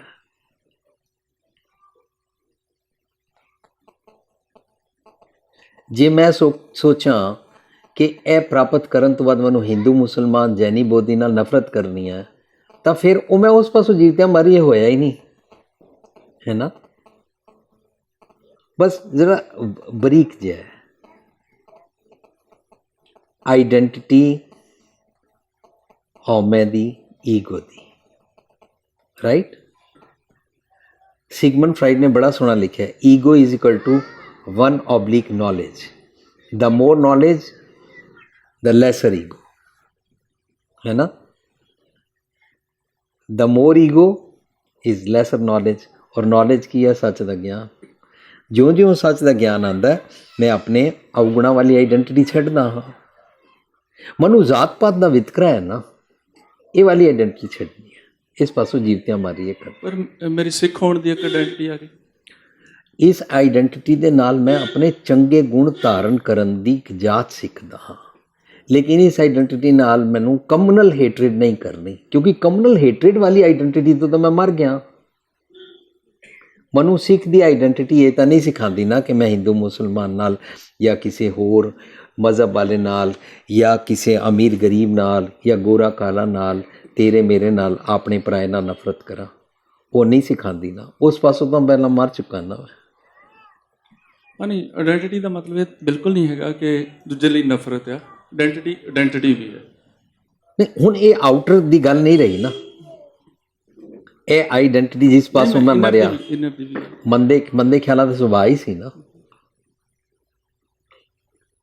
ਜਾਂ ਜਿਵੇਂ ਅਸੀਂ ਕਹਿੰਦੇ ਕਿ ਅਸੀਂ ਹਿੰਦੂ ਨਹੀਂ ਹਾਂ, ਅਸੀਂ ਸਿੱਖ ਹਾਂ, ਇਹ ਤਾਂ ਬਹੁਤ ਹੀ ਸਟਰੋਂਗ ਆਇਡੈਂਟਿਟੀ। ਵੀਰ ਜੀ, ਉਹਦਾ ਕਹਿਣ ਦਾ ਭਾਵ ਸਿਰਫ ਇਤਨਾ ਹੀ ਹੈ ਕਿ ਮੈਂ ਕਿਹੜੇ ਪ੍ਰਿੰਸੀਪਲਸ ਦਾ ਧਾਰਨੀ ਹਾਂ। ਪ੍ਰਿੰਸੀਪਲ ਤੋਂ ਮੋਰੇ ਮੈਂ ਲਾਤੀ। Man, you mean gender? ਮੈਂ ਮੀਨਸ Gender wise? ਮੈਂ ਮੀਨਸ ਆਇਡੈਂਟਿਟੀ। Men ਕਹਿ ਰਹੇ ਹੋ, ਮੈਂ ਕਹਿ ਰਹੇ ਹੋ? ਮੈਂ ਵੀਰ ਜੀ, ਫਿਰ ਤੇ ਮੈਂ ਵਾਲੀ ਤੇ ਆਈਡੈਂਟਿਟੀ, ਮੇਰੇ ਪ੍ਰਿੰਸੀਪਲ, ਮੈਂ ਵਾਲੀ ਮੇਰੇ ਪ੍ਰਿੰਸੀਪਲ ਨਹੀਂ। ਨੋ ਨੋ ਨੋ ਨੋ, ਅਸੀਂ ਹੁਣ ਜਿਤਨੀ ਵਿਚਾਰ ਹੋਈ ਆ ਉਹਦੇ ਵਿੱਚ ਅਸੀਂ ਕਿ ਮੇਰੀ ਜੀਵਨ ਜਾਂਚ, ਨੋ ਜਾਂ ਸਿੱਖਾਂ ਦੀ ਜੀਵਨ ਜਾਂਚ, ਨੋ। ਜੀਵਨ ਜਾਂਚ ਵੀ ਤਾਂ ਆਪਣੇ ਆਪ 'ਚ ਇੱਕ ਆਇਡੈਂਟਿਟੀ ਆ। ਅਸੀਂ ਰੱਬੀ ਗੁਣਾਂ ਦੀ ਜੀਵਨ ਜਾਂਚ ਸਿੱਖਦੇ ਹਾਂ, ਜਿਸ ਨੂੰ ਆਪ ਖੁਆਏ ਕਰਤਾ ਖੁਸ਼ ਲੈ ਚੰਗਿਆਈ। ਜੇ ਮੇਰਾ ਮਨ ਉਹ ਮੈਂ ਰੱਖ ਕੇ ਕਰਦਾ ਹੈ ਤਾਂ ਚੰਗੇ ਗੁਣਾਂ ਨੂੰ ਖੁਸਣਾ ਪੈਂਦਾ ਹੈ, ਚੰਗੇ ਗੁਣ ਛੱਡਣੇ ਪੈਂਦੇ ਨੇ। ਉੱਥੇ ਜਿਸ ਨੂੰ ਆਪ ਖੁਆਏ ਕਰਤਾ ਹੈ ਕ੍ਰੀਏਟਰ ਮੇਰਾ ਮਨ। ਰੱਬ ਜੀ ਚੰਗੇ ਗੁਣ ਨਹੀਂ ਖੁੰਦੇ ਨੇ। ਜਿਸ ਨੂੰ ਆਪ ਖੁਆਏ ਕਰਤਾ, ਜਿਉਂ ਹੀ ਮੈਂ ਇਹ ਕਲੇਮ ਕਰਾਂ ਮੈਂ ਬੜੀ ਨਿਮਰਤਾ 'ਚ ਰਹਿੰਦਾ ਹਾਂ, ਮੈਂ ਬੜਾ ਮਿੱਠਾ ਬੋਲਦਾ ਹਾਂ, ਮੈਂ ਬੜਾ ਸੁੰਦਰ ਗਾਉਂਦਾ ਹਾਂ, ਮੇਰਾ ਨੱਕ ਬੜਾ ਸੁੰਦਰ ਹੈ, ਮੈਂ ਬੜਾ ਸੋਹਣਾ ਹਾਂ, ਮੈਨੂੰ ਬੜੀ ਨੌਲੇਜ ਹੈ ਨਾ, ਇਹ ਸਾਰਾ ਹੀ ਤੇ ਮੈਂ ਹੈ ਨਾ। ਔਰ ਇਸ ਮੈਂ ਤੋਂ ਤਾਂ ਮੈਂ ਦੀ ਆਈਡੈਂਟਿਟੀ ਤੋਂ ਮਰਨਾ ਹੈ, ਤਾਂ ਰੱਬੀ ਗੁਣਾਂ ਦੀ ਆਈਡੈਂਟਿਟੀ ਨਾਲ ਜੀਣਾ ਹੈ। ਪਰ ਰੱਬ ਤਾਂ ਸਿੱਖ ਵੀ ਨਹੀਂ ਹੈ ਨਾ, ਰੱਬ ਖਾਲਸਾ ਵੀ ਹੈ। ਕਿਸ ਨੇ ਕਿਹਾ ਕਿ ਅਸੀਂ ਰੱਬ ਦੀ ਡੈਫੀਨੇਸ਼ਨ ਇਸ ਤਰ੍ਹਾਂ ਦੇ ਰਹੇ ਹਾਂ? ਉਹ ਤਾਂ ਮਜ਼ਹਬ ਜ ਅ- ਅਸੀਂ ਰੱਬੀ ਗੁਣਾਂ ਨਾਲ ਜੀਂਦੇ ਹਾਂ ਬਸ। ਰੱਬੀ ਗੁਣ ਕਾਮਨ ਹੁੰਦੇ ਨੇ ਔਰ ਕਾਮਨ ਗੁਣਾਂ ਨੂੰ ਸਤਿਗੁਰ ਜਿਹੜਾ ਆਂਦਾ ਹੈ, ਸੱਚਾ ਗੁਰ, ਜੋ ਸੱਚੇ ਜੀਵਨ ਜਾਚ ਦੀ ਟੈਕਨੀਕ ਹੁੰਦੀ ਹੈ, ਉਹ ਸਾਰਿਆਂ ਵਾਸਤੇ ਕਾਮਨ ਹੁੰਦੀ ਹੈ। ਫॉर एग्जांपल कोई इंसान दुनिया ਦੇ ਹਿੰਦੂ ਮੁਸਲਮਾਨ ਜੈਨੀ ਬੋਧੀ ਅਮੀਰ ਗਰੀਬ ਕਿਸੇ ਵੀ ਦੇਸ਼ ਅੰਦਰ ਕਿਸੇ ਵੀ ਜੈਂਡਰ ਵਾਲਾ ਜਦੋਂ ਉਹ ਕ੍ਰੋਧ ਕਰਦਾ ਹੈ, ਉਹ ਆਪਣੇ ਕ੍ਰੋਧ ਨੂੰ ਜਿਸ ਵਿਧੀ ਦੇ ਨਾਲ ਟੈਕਲ ਕਰੇ ਉਹਨੂੰ ਸਤਿਗੁਰ ਕਹਿੰਦੇ ਆ, ਰਾਈਟ। ਸੱਚਾ ਗੁਰ ਉਹ ਸਾਰਿਆਂ ਦਾ ਕਾਮਨ ਹੁੰਦਾ ਹੈ। ਸੱਚੇ ਗੁਰ ਦੀ ਸੋਰਸ ਕੌਣ ਹੈ? ਰੱਬ ਜੀ। ਰੱਬ ਜੀ ਕਾਮਨ ਹੋ ਗਏ। ਸਾਹਿਬ ਮੇਰਾ ਇੱਕੋ ਹੈ, ਇੱਕੋ ਹੈ ਭਾਈ, ਇੱਕੋ ਹੈ। ਸੋ ਇਹਨਾਂ ਗੱਲਾਂ ਦੀ ਜਦੋਂ ਅਸੀਂ ਵਿਚਾਰ ਕਰਦੇ ਹਾਂ ਤਾਂ ਪਤਾ ਲੱਗਦਾ ਹੈ, ਜਦੋਂ ਮੈਂ ਰੱਬੀ ਗੁਣ ਜਿੰਦਾ ਹਾਂ ਤਾਂ ਤੂੰ ਕਰਤਾ ਤੂੰ ਆ ਮੁਝ में रहा ना हूँ, जब आपा पर का मिट गया जब देखा था तू। पर देखन ते शरीरक तौर ते मैं हाँ, लेकिन मैं इस आइडेंटिटी पिछे मैं अपनी मैं नहीं लाई हुई ਤਾਂ ਜੀਵਤਿਆਂ ਮਰ ਰਹੀਏ ਹੋਇਆ ਹਾਂ। ਜੇ ਮੈਂ ਲਾਈ ਹੈ ਕਿ ਮੈਂ ਨਿਮਰਤਾ ਵਿੱਚ ਰਹਿੰਦਾ ਹਾਂ, ਮੈਂ ਬਹੁਤ ਸ਼ਰੀਫ ਆਦਮੀ ਹਾਂ, ਉਹ ਹਮ ਇਹ ਹੋਤੇ ਹੈ। ਉਹਨੂੰ ਤਾਂ ਕਬੀਰ ਜਾਂ ਦਿਨ ਹੋਮੂਆ ਹੋਇਆ ਹੀ ਨਹੀਂ ਨਾ। ਕਬੀਰ ਜਾਂ ਦਿਨ ਹੋਮੂਆ ਪਾਛੇ ਪਿਆ ਆਨੰਦ ਆਏਗਾ ਹੀ ਨਹੀਂ। ਜਿਤਨੇ ਲੋਕੀ ਕਰਮਕਾਂਡ ਨਹੀਂ ਕਰਦੇ ਉਹਨਾਂ ਨੂੰ ਹਉਮੈ ਹੁੰਦੀ ਹੈ ਕਿ ਹਮ ਕਰਮਕਾਂਡ ਨਹੀਂ ਕਰਤੇ, ਇਹ ਲੋਕ ਮੂਰਖ ਹੈ। ਫਿਰ ਉਹਨਾਂ ਨੂੰ ਗੁੱਸਾ ਚੜਦਾ ਪਲ ਪਲ। ਉਹਨਾਂ ਦਾ ਗਿਆਨ ਸੂਰਜ ਵਾਂਗੂ ਬਲਣਾ ਤੇ ਸ਼ੁਰੂ ਹੋ ਜਾਂਦਾ ਹੈ, ਪਰ ਉਹ ਆਪਣੇ ਗਿਆਨ ਦੇ ਨਾਲ ਸੜਦੇ ਰਹਿੰਦੇ ਨੇ, ਹੰਕਾਰ ਚੜ ਜਾਂਦਾ। ਤੁਹਾਡੀ ਗੱਲ ਤੋਂ ਮੇਰਾ ਥੋੜਾ ਸਵਾਲ ਥੋੜਾ ਹੋਰ ਕੰਕਰੀਟਾਈਜ਼ ਹੁੰਦਾ ਕਿ ਰੱਬੀ ਗੁਣਾਂ ਦੇ ਧਾਰਨੀ ਹੋਣਾ। ਵਾਹ, ਠੀਕ ਹੈ ਜੀ। ਯੈਸ। ਪਰ ਰੱਬ ਦਾ ਤਾਂ ਕੋਈ ਧਰਮ ਨਹੀਂ ਹੁੰਦਾ, ਕੋਈ ਮਜ਼ਹਬ ਨਹੀਂ ਹੁੰਦਾ, ਪਰ ਸਾਡਾ ਮਜ਼ਹਬ ਹੈ, ਸਾਡਾ ਧਰਮ ਹੈ।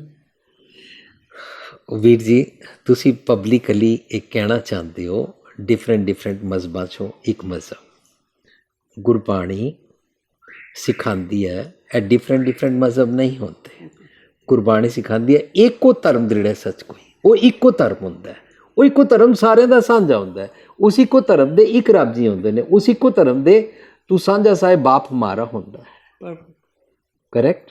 ਸੋ ਉਹ ਜਿਸ ਡਿਕਸ਼ਨਰੀ ਦੇ ਲਫ਼ਜ਼ ਦੇ ਮੁਤਾਬਕ ਤੁਸੀਂ ਮਜ਼ਹਬ ਕਹਿ ਰਹੇ ਹੋ, ਇਹ ਉਹ ਜੀਵਨ ਜਾਚ ਵਾਲੀ ਉਹ ਗਾਣੀ ਨਹੀਂ ਹੈ। ਠੀਕ ਹੈ, ਥੈਂਕ ਯੂ। ਆਪ ਦਾ ਨਾਮ? ਮੇਰਾ ਨਾਮ Jaswant Singh. Nice meeting you, thanks for sharing. Waheguru ji ਕਾ ਖਾਲਸਾ, ਵਾਹਿਗੁਰੂ ਜੀ ਕੀ ਫਤਿਹ। ਮੇਰਾ ਕੁਐਸਚਨ ਇਹ ਹੈ ਵੀ ਉਹਨੇ ਤੁਸੀਂ ਕਹਿ ਰਹੇ ਸੀ ਕਿ ਰੱਬ ਜਿਹੜਾ ਹੈ ਉਹ ਗੁਣਾਂ ਬਾਰੇ, ਅਸੀਂ ਰੱਬੀ ਗੁਣਾਂ ਨੂੰ ਮਤਲਬ ਮੰਨਣਾ ਹੈ, ਤੇ ਫਿਰ ਮਤਲਬ is there any concept called meditation? Why do we meditate, sit in ਆਜ਼? ਮਤਲਬ ਜੇ ਰੱਬ ਦੇ ਗੁਣਾਂ ਨੂੰ ਹੀ ਅਪਣਾਉਣਾ ਤੇ ਫਿਰ ਵੀ can go around the world, ਮਤਲਬ ਸੱਚ ਨੂੰ ਸਮਝੀਏ। then why is there need to meditate for long hours? ਮਤਲਬ ਮੈਡੀਟੇਸ਼ਨ ਦਾ ਫਿਰ ਕੀ ਫਾਇਦਾ? ਜਿਹੜੇ ਮੈਡੀਟੇਸ਼ਨ ਕਰਦੇ ਨੇ ਤੁਸੀਂ ਉਹਨਾਂ ਨੂੰ ਪੁੱਛਿਆ ਇਹ ਸਵਾਲ? ਨਹੀਂ, ਮੈਂ ਬਿਕਾਜ਼ ਲਾਈਕ ਆਈ ਥਿੰਕ ਮਤਲਬ ਜੇ ਮੈਂ ਆਪਣੀ ਪਰਸਨਲ ਗੱਲ ਦੱਸਾਂ ਤੇ when I imagine of god, ਮਤਲਬ ਮੈਂ ਜਦੋਂ ਰੱਬ ਨੂੰ when I close my eyes ਜਾਂ ਜਦੋਂ ਮੈਂ ਰੱਬ ਨੂੰ ਯਾਦ ਕਰਦੀ ਹਾਂ, ਮੇਰੇ ਸਾਹਮਣੇ ਇੱਕ ਪਿਕਚਰ ਜੀ ਚੱਲਦੀ ਹੈ। ਮੇਰੇ ਸਾਹਮਣੇ ਪਿਕਚਰ ਚੱਲਦੀ ਹੈ ਵੀ ਇੱਕ ਡੈਜ਼ਰਟ ਹੈ ਅਤੇ ਜਿਹਦੇ ਵਿੱਚ ਹਵਾ ਚੱਲ ਰਹੀ ਹੈ, ਅਤੇ ਹਵਾ ਜਿਹੜੀ ਹੈ ਉਹ ਹਰ ਸੈਂਡ ਦੇ ਮਤਲਬ ਹਰ ਕਣ ਵਿੱਚ ਮਤਲਬ ਉਹਦੇ ਵਿੱਚ ਜਾਨ ਭਰ ਰਹੀ ਹੈ, ਅਤੇ ਦੈਟ ਇਜ਼ ਮਤਲਬ ਗੋਡ। ਮੈਨੂੰ ਉਹਦਾ ਆਈਡੀਅਲਾਈਜ਼ ਮਤਲਬ ਮੈਂ ਉਹਨੂੰ ਇਸ ਤਰ੍ਹਾਂ ਇਮੈਜਿਨ ਕਰਦੀ ਹਾਂ। I don't know why. Very nice. ਲੇਕਿਨ ਤੁਸੀਂ ਕੁਐਸਚਨ ਪਹਿਲਾਂ ਕੀਤਾ meditate, why do we meditate, who told you to meditate? ਕੌਣ ਕਰਦੇ ਨੇ? ਅਸੀਂ ਤਾਂ ਨਹੀਂ ਕਰਦੇ ਮੈਡੀਟੇਟ। ਗੁਰਮਤਿ ਤੇ ਮੈਡੀਟੇਸ਼ਨ ਮੰਨਦੀ ਨਹੀਂ। ਤੇ ਫਿਰ ਘੰਟੇ ਜਿਹੜੇ ਤਪ ਸਥਾਨ ਜਾਂ ਤਾਂ ਹੀ ਮੈਂ ਉਹਨਾਂ ਨੂੰ ਪੁੱਛਣਾ ਪਏਗਾ ਨਾ। ਤੁਸੀਂ ਉਹਨਾਂ ਨੂੰ ਜਾਓ, ਉਹਨਾਂ ਨੂੰ ਪੁੱਛੋ ਕਿ ਤੁਸੀਂ ਕਿਉਂ ਕਰਦੇ ਹੋ। But then I want to ask, is there is no such concept? ਗੁਰਮਤਿ 'ਚ ਨਹੀਂ ਹੈ। ਗੁਰਮਤਿ 'ਚ ਮੈਡੀਟੇਸ਼ਨ ਪਤਾ ਕੀ ਹੈ? ਉਠਤ ਬੈਠਤ ਸੋਵਤ ਧਿਆਈਏ ਮਾਰਗ ਚਲਤ ਹਰਿ ਹਰਿ ਗਾਈਏ। ਗੁਰਮਤਿ ਦਾ ਮੈਡੀਟੇਸ਼ਨ ਹੈ ਹਾਥ ਪਾँव ਕਰ ਕਾਮ ਸਭ ਚੀਜ਼ ਨਿਰੰਜਨ ਨਾਲ। ਗੁਰਮਤਿ ਦਾ ਮੈਡੀਟੇਸ਼ਨ ਹੈ ਕਿਰਤ ਵਿਰਤ ਕਰ ਧਰਮ ਦੀ ਹੱਥੋਂ ਦੇ ਕੇ ਭਲਾ ਮਨਾਏ। ਗੁਰਮਤਿ ਦਾ ਮੈਡੀਟੇਸ਼ਨ ਹੈ ਇੱਕ ਪਿਤਾ ਇੱਕ ਇਸ ਕੇ ਬਾਰਕ ਸਾਰਿਆਂ ਵਿੱਚ ਦੇਖਣਾ। ਗੁਰਮਤਿ ਦਾ ਮੈਡੀਟੇਸ਼ਨ ਇਸ ਤਰੀਕੇ ਨਾਲ ਸਿਖਾਇਆ ਗਿਆ ਹੈ ਨਾ। ਗੁਰਮਤਿ ਦਾ ਮੈਡੀਟੇਸ਼ਨ ਚੌਂਕੜਾ ਮਾਰ ਕੇ ਕਿਸੇ ਬੰਦ ਕਮਰੇ ਅੰਦਰ ਤਪ ਨੂੰ ਨਹੀਂ ਕਿਹਾ ਗਿਆ, ਹੈ ਨਾ। ਉਹ ਤਪ, ਉਹ ਸਮਾਧੀ, ਉਹ ਮੈਡੀਟੇਸ਼ਨ ਤੋਂ ਜਦੋਂ ਉੱਠੋ ਔਰ ਉਸ ਤੋਂ ਬਾਅਦ ਗ੍ਰਹਿ ਤਜ ਮਨ ਖੰਡ ਜਾਈਏ ਚੁਣ ਖਾਈਏ ਕੰਦਾ ਅਜੂ ਵਿਕਾਰ ਨਾ ਛੋੜੀ ਪਾਪੀ ਮਨ ਬੰਦਾ, ਜਦੋਂ ਮੈਂ ਲੋਕਾਂ ਵਿੱਚ ਵਿਚਰਾਂ ਔਰ ਉਸ ਵੇਲੇ ਮੇਰੀ ਸਮਾਧੀ ਟੁੱਟ ਜਾਏ, ਉਸ ਮੈਡੀਟੇਸ਼ਨ ਦਾ ਕੀ ਫਾਇਦਾ। ਸੋ ਗੁਰਮਤਿ ਦੀ ਮੈਡੀਟੇਸ਼ਨ ਹੈ इंट्रोस्पेक्शन, है ना।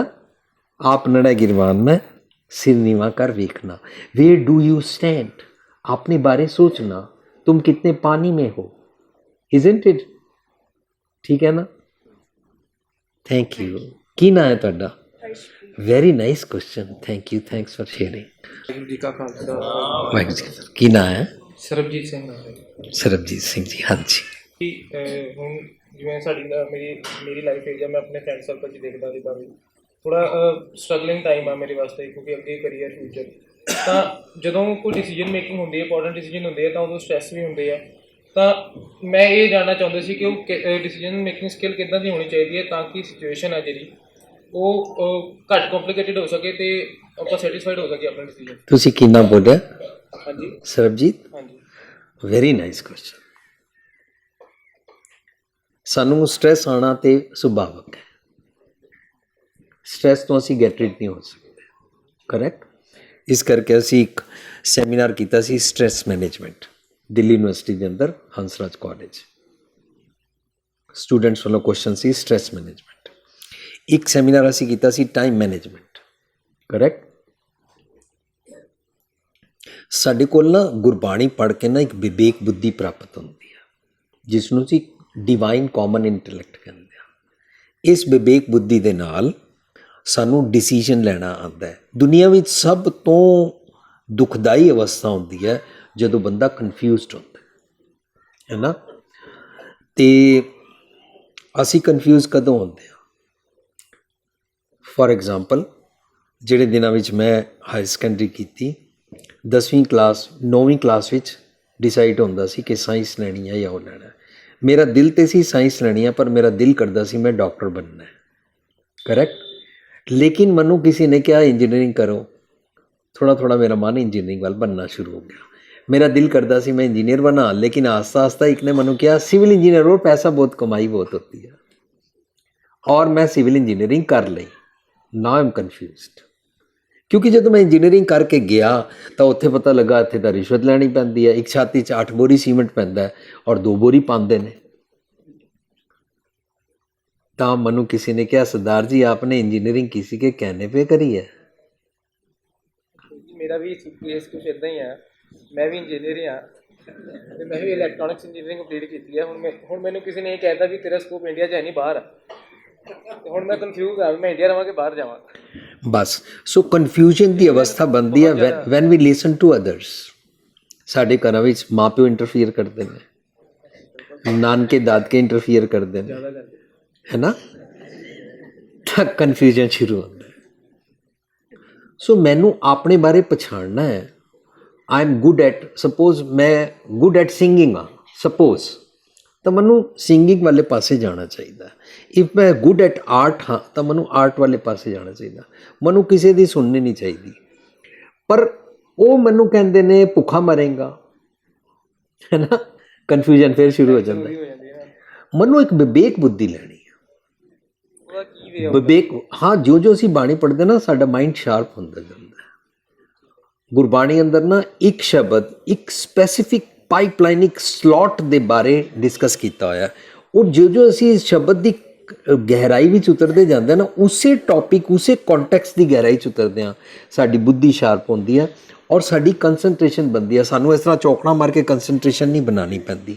ਵੀ will learn how to sharpen our edge, and that's how we learn how to concentrate on our subject.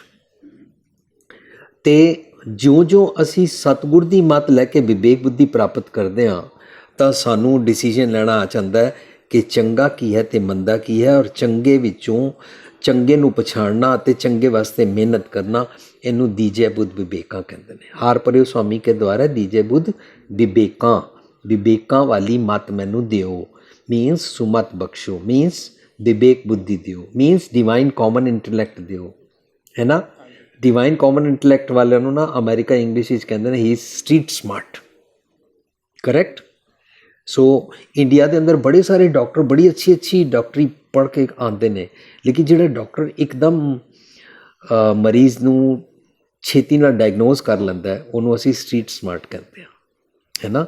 ਫਲਾਣੇ ਡਾਕਟਰ ਦਾ ਡਾਇਗਨੋਸ ਬੜਾ ਜ਼ਬਰਦਸਤ ਹੈ, ਇੰਝ ਕਹਿੰਦੇ ਆ ਨਾ, ਹੀ ਸਟਰੀਟ ਸਮਾਰਟ। ਸੋ ਉਹ ਕੀ ਹੈ, ਕਾਮਨ ਇੰਟੈਲੈਕਟ, ਹਾਊ ਉਹ ਡਿਵਾਈਨ ਹੋਣਾ ਚਾਹੀਦਾ, ਹੈ ਨਾ। ਜੇ ਮੇਰਾ ਇੰਟੈਲੈਕਟ ਮੈਨੂੰ ਇਹ ਕਹੇ ਮੈਨੂੰ ਸ਼ਰਾਬ ਪੀਣ ਦੀ ਬੜੀ ਆਦਤ ਹੈ ਔਰ ਸਾਡੇ ਨਾਲ ਰਹੋਗੇ ਤੇ ਐਸ਼ ਕਰੋ ਚੰਗਾ ਲੱਗਦਾ ਹੈ, ਤਾਂ ਇਹ ਡਿਵਾਈਨ ਇੰਟੈਲੈਕਟ ਨਹੀਂ ਹੈ। ਉਹ ਲੱਚਰ ਗੀਤਾਂ ਵੱਲ ਮੈਨੂੰ ਲੈ ਜਾਏਗਾ, ਸ਼ਰਾਬ ਪਿਲਾਉਣ ਲੱਗ ਪਏਗਾ, ਨਸ਼ਾ ਮੈਂ ਕਰਨ ਲੱਗ ਪਵਾਂਗਾ ਔਰ ਨੌਜਵਾਨ ਮੁੰਡੇ ਕੁੜੀਆਂ ਘਰ ਬੈਠੇ ਮੈਂ ਬਰਬਾਦ ਕਰ ਦਿਆਂਗਾ। ਉਹ ਉਹਨੂੰ ਡਿਵਾਈਨ ਕਾਮਨ ਇੰਟੈਲੈਕਟ ਨਹੀਂ ਕਹਿੰਦੇ। Divine common intellect is always ਉਸਾਰੂ, ਕੀਮਤੀ, ਕਰਤਾ ਪੁਰਖ ਵਾਲਾ, ਚੰਗੇ ਗੁਣਾਂ ਵਾਲਾ ਹੁੰਦਾ ਹੈ ਨਾ। ਸੋ ਮੈਂ ਸੋਚਾਂ ਕਿ ਮੈਂ ਕਿਹੜਾ ਪ੍ਰੋਫੈਸ਼ਨ ਅਡਾਪਟ ਕਰਾਂ ਤਾਂ ਕਿ ਮੈਂ ਆਪਣੇ ਵਾਸਤੇ ਵੀ ਕੰਮ ਕਰ ਸਕਾਂ, ਆਪਣੇ ਵੀ 10 ਕਾਜ ਸਵਾਰ ਸਕਾਂ, ਦੁਨੀਆ ਦੇ ਵੀ 10 ਕਾਜ ਸਵਾਰ ਸਕਾਂ। ਐਸੇ ਵਾਲੇ ਮੈਂ ਕਿਹੜੇ ਪਾਸੇ ਜਾਵਾਂ, ਜਾਂ ਮੈਂ ਜਿਹਦੇ ਜ਼ਿਆਦਾ ਪੈਸਾ ਉਹਦੇ ਵਿੱਚ ਜਾਵਾਂ, ਆਪੇ ਨਿਖੇੜਾ ਹੁੰਦਾ ਜਾਏਗਾ ਨਾ। ਜੀ ਜਿਵੇਂ ਤੁਸੀਂ ਕਿਹਾ ਵੀ ਇੱਕ ਵਿਵੇਕ ਬੁੱਧੀ ਆਪਾਂ ਨੂੰ ਇਹ ਸਿਖਾਉਂਦੀ ਆ ਵੀ ਇੱਕ ਚੰਗਾ ਇੱਕ ਮੰਦਾ, ਤੇ ਇਹਨਾਂ 'ਚ ਤੁਸੀਂ ਕੀ ਚੂਜ਼ ਕਰਨਾ। ਵੀ ਸਭ ਤੋਂ ਵੱਧ ਕਨਫਿਊਜ਼ਨ ਮੇਰੇ 'ਤੇ ਇਹ ਆਉਂਦੀ ਆ ਵੀ ਮੈਨੂੰ ਇੱਦਾਂ ਲੱਗਦਾ ਵੀ 2 ਚੰਗੇ ਰਾਹ ਨੇ, ਹੁਣ ਮੈਂ ਕਿਹੜੇ ਰਾਹ ਪਾਵਾਂ। ਦੋਵਾਂ 'ਚੋਂ ਫਿਰ 49 51 ਸਮਝ ਆ ਜਾਏਗਾ। ਵਨਸ ਯੂ ਕੰਸਨਟਰੇਟ ਮੋਰ, ਉਹਨਾਂ ਦੇ 49 ਔਰ 51 ਨਾ ਸਾਵਾਂ ਤੋਂ ਲਾ ਜਾਏਗਾ ਕਰਨਾ। ਆਈ ਸ਼ੁੱਡ ਗੋ ਵਿਦ 51। 49 ਵੀ ਚੰਗੇ ਗੁਣ ਨੇ ਇੱਕ ਸਬਜੈਕਟ ਦੇ, ਦੂਜੇ ਸਬਜੈਕਟ ਦੇ 51 ਨੇ, then go for 51 of course, isn't it. ਕਿਉਂਕਿ ਵੀ ਜਿਹੜੇ ਰਾਹ ਨੇ ਨਾ, ਜਿਵੇਂ ਮੰਨ ਲਓ 2 ਰਾਹ ਕੋਈ ਵੀ ਡਿਸੀਜਨ ਕਰਨ ਦੇ, ਤੁਸੀਂ ਹੁਣ ਵੇਗ ਨਾ ਬਣਾਓ, ਉਹਨੂੰ ਮੈਂ ਵੇਗ ਨਹੀਂ ਬਣਾ ਰਿਹਾ, ਮੈਂ ਸਪੈਸੀਫਿਕ ਬਣਾਓ। ਔਰ 2 ਰਾਹ ਦੱਸੋ, 2 ਰਾਹ ਦੱਸੋ। 2 ਰਾਹ ਜਿਵੇਂ ਮੰਨ ਲਓ ਦੋਵੇਂ ਇੱਕ ਸੱਚ ਵੱਲ ਲੈ ਜਾ ਰਹੇ, ਦੋਵੇਂ ਸੋਸ਼ਲ ਸਰਵਿਸ ਵੱਲ ਲੈ ਕੇ ਜਾ ਰਹੇ। ਹੁਣੇ ਵੀ ਡਾਰਕ ਫੋਰ ਹੈ, ਐਗਜ਼ਾਮਪਲ ਕਲੀਅਰ ਨਹੀਂ ਹੈ। ਮਤਲਬ ਫੋਰ ਐਗਜ਼ਾਮਪਲ 2 NGO ਨੇ, ਠੀਕ ਹੈ, ਦੋਵੇਂ ਇੱਕ ਆਪਾਂ ਨੂੰ ਸੋਸ਼ਲ ਸਰਵਿਸ ਵੱਲ ਲੈ ਕੇ ਜਾ ਰਹੇ ਆ, ਠੀਕ ਹੈ। ਬਟ ਮੇਰੇ ਸਪੋਜ਼ ਮੇਰੇ ਪੇਰੈਂਟਸ ਇਹ ਕਹਿੰਦੇ ਆ ਵੀ ਹਾਂ ਤੂੰ ਆਹ ਚੂਜ਼ ਕਰ NGO, ਠੀਕ ਹੈ, ਇਹ ਜ਼ਿਆਦਾ ਵਧੀਆ, ਇਹਦੇ ਕੰਮ ਜ਼ਿਆਦਾ ਵਧੀਆ ਨੇ। ਉਹ ਦੱਸੋ ਨਾ NGO ਕਿਹੜੀ ਹੈ।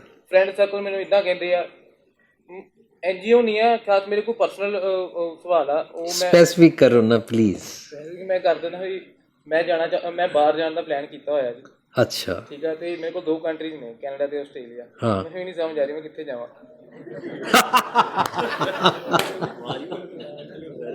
ਕਿਉਂਕਿ ਦੋਨਾਂ ਦੇ ਅਲੱਗ-ਅਲੱਗ ਪੋਜ਼ਿਟਿਵ ਪੁਆਇੰਟ ਨੇ, ਦੋਨੇ ਇੰਜੀਨੀਅਰਿੰਗ ਵਾਸਤੇ ਵਧੀਆ ਕੰਟਰੀਜ਼ ਨੇ। ਕੋਈ ਕਹਿੰਦੇ ਕੈਨੇਡਾ ਜਾ, ਕੋਈ ਕਹਿੰਦਾ ਆਸਟ੍ਰੇਲੀਆ ਜਾ। ਮੇਰਾ ਮਹੀਨਾ ਖਰਾਬ ਹੋ ਗਿਆ ਕੰਮ। ਹੁਣ ਵਿੱਚੋਂ ਕਹਿ ਦਿੰਦੇ ਵੈਸੇ ਇੱਕ ਗੱਲ ਦੱਸਾਂ, ਮੈਂ ਇਮੀਗ੍ਰੇਸ਼ਨ ਆਫਿਸਰ ਨਹੀਂ ਹਾਂ। ਨਹੀਂ, ਮੈਂ ਤਾਂ ਹੀ ਤੁਹਾਨੂੰ ਕਿਹਾ। ਦੂਜੀ ਗੱਲ, ਇਹ ਸੈਮੀਨਾਰ ਇਸ ਕੁਐਸਚਨ ਦੇ ਆਨਸਰ ਵਾਸਤੇ ਨਹੀਂ ਰੱਖਿਆ। ਮੈਂ ਡਿਸੀਜਨ ਮੇਕਿੰਗ ਤੇ ਤੁਹਾਨੂੰ ਪੁੱਛਿਆ ਵਾ, ਤਾਂ ਤੁਹਾਨੂੰ 49 51 ਯਾਦ ਰੱਖਣਾ। ਮੈਂ ਤਾਂ ਹੀ ਕਹਿ ਰਿਹਾ ਪਰਸਨਲ। ਤੁਸੀਂ ਦੋਨੋਂ ਕੰਟਰੀਜ਼ ਦੇ ਅੰਦਰ ਤੁਹਾਡਾ ਗੋਲ ਅਚੀਵ ਹੋ ਸਕਦਾ ਹੈ, ਲੇਕਿਨ ਗੋਲ ਅਚੀਵ ਕਰਕੇ ਉੱਥੇ ਕੈਸੀ ਜੀਵਨ ਜਾਂਚ ਮਿਲਦੀ ਹੈ ਔਰ ਮੈਂ ਅਚੀਵ ਕਰ ਸਕਦਾ ਕਿ ਨਹੀਂ, ਉੱਥੇ ਕੈਸੀ ਮਿਲਦੀ ਹੈ, ਕਰ ਸਕਦਾ ਕਿ ਨਹੀਂ, ਇਹ ਦੋਵਾਂ ਦੀ ਸਟੱਡੀ ਕਰੋ। ਸਟੱਡੀ ਕਰਨ ਤੋਂ ਬਾਅਦ 49 51 ਦੇਖਣਾ ਔਰ 51 ਨਾਲ ਟੁਰ ਪੈਣਾ। ਤੁਹਾਨੂੰ ਦੋਨੋਂ ਹੀ ਠੀਕ ਲੱਗ ਰਹੀਆਂ ਨਾ? ਦੋਨੋਂ ਨਹੀਂ ਲੱਗ ਰਹੇ। ਔਰ ਮੈਂ ਕਹਿ ਰਿਹਾ ਦੋਨੋਂ ਗਲਤ ਨੇ। ਫਿਰ ਚੱਕਰ ਹੁਣ ਮੈਂ ਡਿਸੀਜਨ ਫਿਰ ਕਰ ਗਿਆ ਯਾਰ। ਉਹ ਚੱਕਰ ਇਹੀ ਤਾਂ ਮੈਂ ਗੱਲ, ਹੁਣ ਵੀਰ ਜੀ ਕਹਿ ਰਹੇ ਦੋਨੋਂ ਗਲਤ ਨੇ, ਹੁਣ ਮੈਂ ਕੀ ਕਰਾਂ? ਜੇ ਮੰਨ ਲਓ ਮੈਂ ਤੁਹਾਨੂੰ ਐਗਜ਼ਾਮਪਲ ਬਣਾਵਾਂ। ਹਾਂਜੀ ਬਣਾਓ ਜੀ, ਉਹਨੂੰ ਸੋਲਵ ਕਰਕੇ। ਤੁਹਾਡੇ ਵਰਗਾ ਇੱਕ ਮੁੰਡਾ ਕਹਿੰਦਾ ਕਿ ਮੈਨੂੰ ਬਾਹਰ ਜਾਣ ਦਾ ਬੜਾ ਸ਼ੌਕ ਹੈ। ਹਾਂਜੀ। ਮੈਂ ਉਹ ਮੁੰਡੇ ਨੂੰ ਪੁੱਛਿਆ, ਤੈਨੂੰ ਘਰ ਦੀ ਰੋਟੀ ਪਸੰਦ ਹੈ ਕਿ ਬਾਹਰ ਦੀ? ਕਹਿੰਦਾ ਘਰ ਦੀ। ਮੈਂ ਕਿਹਾ ਘਰ ਦੀ ਕਿਉਂ ਪਸੰਦ ਹੈ? ਕਹਿੰਦਾ ਮੇਰੀ ਮੰਮੀ ਨਾ ਆਲੂ ਦਾ, ਮੇਥੀ ਦਾ, ਮੂਲੀ ਦਾ ਪਰਾਂਠਾ ਬਣਾਉਂਦੀ, ਮੈਨੂੰ ਬਹੁਤ ਸਵਾਦ ਲੱਗਦਾ ਹੈ। ਮੈਂ ਕਿਹਾ ਅੱਛਾ। ਮੈਂ ਕਿਹਾ ਹੁਣ ਤੂੰ ਬਾਹਰ ਚਲਾ ਜਾ, ਤੈਨੂੰ ਸਾਰੀ ਦੁਨੀਆ ਤੇਰੀ ਮੰਮੀ ਮੂਲੀ ਦਾ, ਆਲੂ ਦਾ ਪਰਾਂਠਾ ਬਣਾ ਕੇ ਖਾਣ ਵਾਲੀ ਨਹੀਂ ਮਿਲੇਗੀ, ਕਿਉਂਕਿ ਤੂੰ ਤਾਂ ਚਲਾ ਜਾਏਗਾ, ਤੈਨੂੰ ਉੱਥੇ ਦਾ ਗ੍ਰੀਨ ਕਾਰਡ ਮਿਲ ਜਾਏਗਾ, ਤੇਰੀ ਮੰਮੀ ਆ ਨਹੀਂ ਪਾਏਗੀ, ਤੇਰੇ ਪਾਪਾ ਜਾ ਨਹੀਂ ਦੇਣਗੇ। ਹੁਣ ਤੂੰ ਉੱਥੇ ਕਨਫਿਊਜ਼ਡ ਰਹੇਗਾ।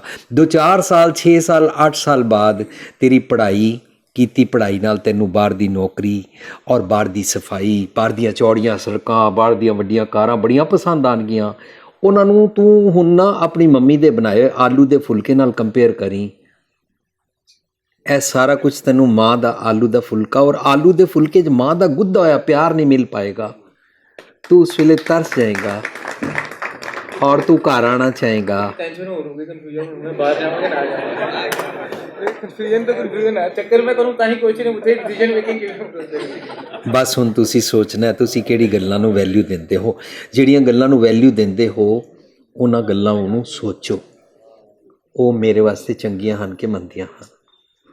ਬੜੇ ਸਾਰੇ ਜਾਪਾਨੀ, ਪੂਰੀ ਦੁਨੀਆ ਵਿੱਚ ਜਾਪਾਨੀਆਂ ਨੂੰ ਸਭ ਤੋਂ ਜ਼ਿਆਦਾ ਅੱਜ ਦੀ ਡੇਟ ਵਿੱਚ ਹਾਰਟ ਅਟੈਕ ਹੋ ਰਿਹਾ ਹੈ। ਉਹਨਾਂ ਨੇ ਲੱਭਿਆ ਕਿ ਜਿਹੜੇ ਜਾਪਾਨੀ 100-150 ਸਾਲ ਪਹਿਲਾਂ ਜਾਪਾਨ ਤੋਂ ਅਮਰੀਕਾ ਚਲੇ ਗਏ ਸੀ, ਅੱਜ ਉਹ ਜਾਪਾਨ ਵਾਪਸ ਨਹੀਂ ਆਉਣਾ ਚਾਹੁੰਦੇ, ਜਦਕਿ ਜਾਪਾਨ ਵੀ ਕਾਫੀ ਐਡਵਾਂਸ ਕੰਟਰੀ ਹੈ। ਉਹ ਜਾਪਾਨ ਵਾਪਸ ਨਹੀਂ ਆਉਣਾ ਚਾਹੁੰਦੇ, ਉਹਨਾਂ ਦੇ ਬੱਚੇ ਉੱਥੇ ਹੋ ਗਏ ਨੇ, ਪਰ ਉਹਨਾਂ ਦੇ ਬਜ਼ੁਰਗ ਜਾਪਾਨ ਰਹਿੰਦੇ ਸਨ, ਉਹ ਜਾਪਾਨ ਵਾਪਸ ਨਹੀਂ ਜਾ ਸਕਦੇ ਨੇ। ਇੱਥੇ ਰਹਿੰਦਿਆਂ ਉਹ ਜਾਪਾਨ ਦੇ ਉਹ ਮਾਂ ਦੇ ਪਰਾਂਠੇ ਨੂੰ ਮਿਸ ਕਰਦੇ ਨੇ, ਅਤੇ ਉਹ ਜੋ ਮਿਸ ਕਰਦੇ ਨੇ ਨਾ, ਸਲੋਲੀ ਦਿਲ ਕੀ ਨਾਜ਼ੁਕ ਰਗें ਟੁੱਟਦੀ ਹੈ, ਯਾਦ ਇਤਨਾ ਵੀ ਕੋਈ ਨਾ ਹੈ, ਉਹਨਾਂ ਦੀਆਂ ਰਗਾਂ ਟੁੱਟਦੀਆਂ ਨੇ ਔਰ ਉਹਨਾਂ ਨੂੰ ਹਾਰਟ ਅਟੈਕ ਹੁੰਦਾ ਹੈ। ਨੋ ਇਟ ਡਿਪੈਂਡਸ। ਇੱਕ ਹੋਰ ਨੌਜਵਾਨ ਮੁੰਡਾ ਦਿੱਲੀ ਅੰਦਰ, ਉਸ ਨੂੰ ਮੈਂ ਕਿਹਾ ਤੂੰ ਆਪਣੇ ਮਾਪਿਓ ਨੂੰ ਪਿਆਰ ਕਰਦਾ? ਕਹਿੰਦਾ ਹਾਂ। ਮੈਂ ਕਿਹਾ ਫਿਰ ਤੂੰ ਬਾਹਰ ਜਾ ਰਿਹਾ, ਉੱਥੇ ਸੈੱਟ ਨਾ ਹੋ ਜਾਈਂ, ਕਿਉਂਕਿ ਤੇਰੇ ਮਾਪਿਓ ਆ ਨਹੀਂ ਪਾਣਗੇ, ਤੂੰ ਇੰਡੀਆ ਵਾਪਸ ਨਹੀਂ ਆ ਪਾਏਗਾ, ਸੋਚ ਕੇ ਸੈੱਟ ਹੋਈ। ਹੀ ਇਜ਼ ਕਮਿੰਗ ਬੈਕ। ਡਿਪੈਂਡ ਕਰਦਾ ਤੁਸੀਂ ਵੈਲਿਊ ਕਿਸ ਚੀਜ਼ ਨੂੰ ਦਿੰਦੇ ਹੋ, ਠੀਕ ਹੈ। So don't be confused, just try to find out 50। Waheguru ji ਕਾ ਖਾਲਸਾ। ਖਾਲਸਾ ਵਾਹਿਗੁਰੂ ਜੀ ਕੀ ਫਤਿਹ। ਜੀ ਮੈਂ ਤੁਹਾਡਾ ਨਾਂ ਕੀ ਹੈ? ਸੰਦੀਪ ਕੌਰ।